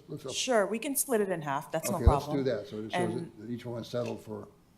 And so what was that total again, just for clarification? That's 10,000? $412.03. Okay. And then it would be plus the admin cost on Per both case, cases. yeah. Plus the admin cost per case. So we'll say, okay, and so we'll split that and then add the admin cost for each Right. case for the orders and how long to pay. 30 days, okay? I was going to ask for 4 months, if that's okay? You want 4 months too? Yes.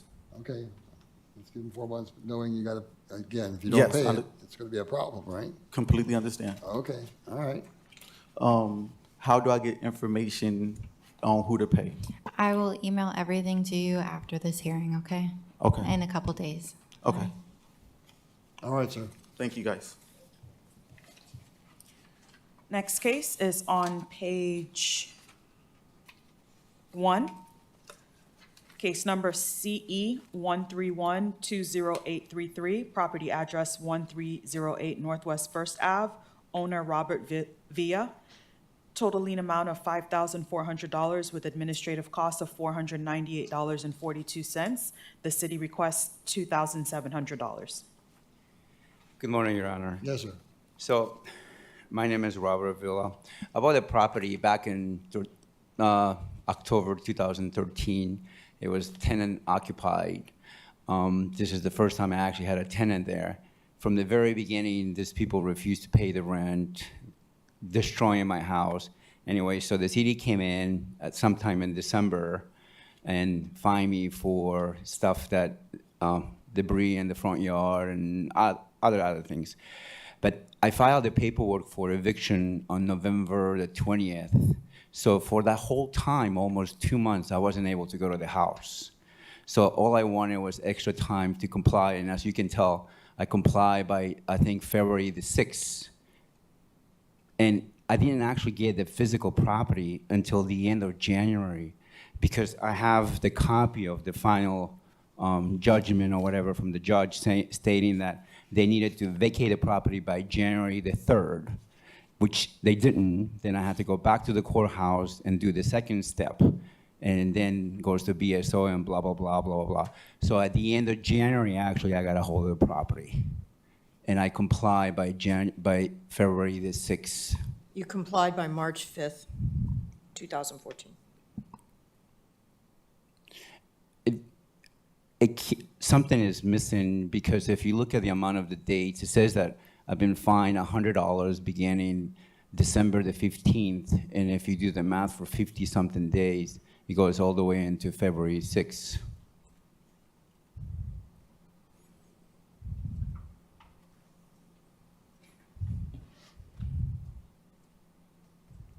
And I have a copy of the eviction process. Okay. Usually takes about 2 months. When did you acquire the property? When did you buy it? I'm sorry? When did you buy the property?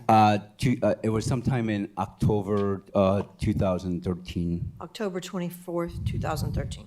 Okay, because the notes show that the inspector went to the rental property, the stove and roof were in disrepair, overgrowth, trash, litter on the swale, landscaping not being maintained, and it came into compliance March 5 of, well, they're a year, of 2014. Yeah, so I don't understand. But you had the property the whole time, is my point. You're not somebody that this happened to before as a prior owner. You were the owner, and you had a tenant that was No, a I bad agree. I'm just saying that I didn't get a chance to take care of, and if it tells you the date of the inspector when they first stopped by, you will see that it's in December. By then, I was already in the eviction process.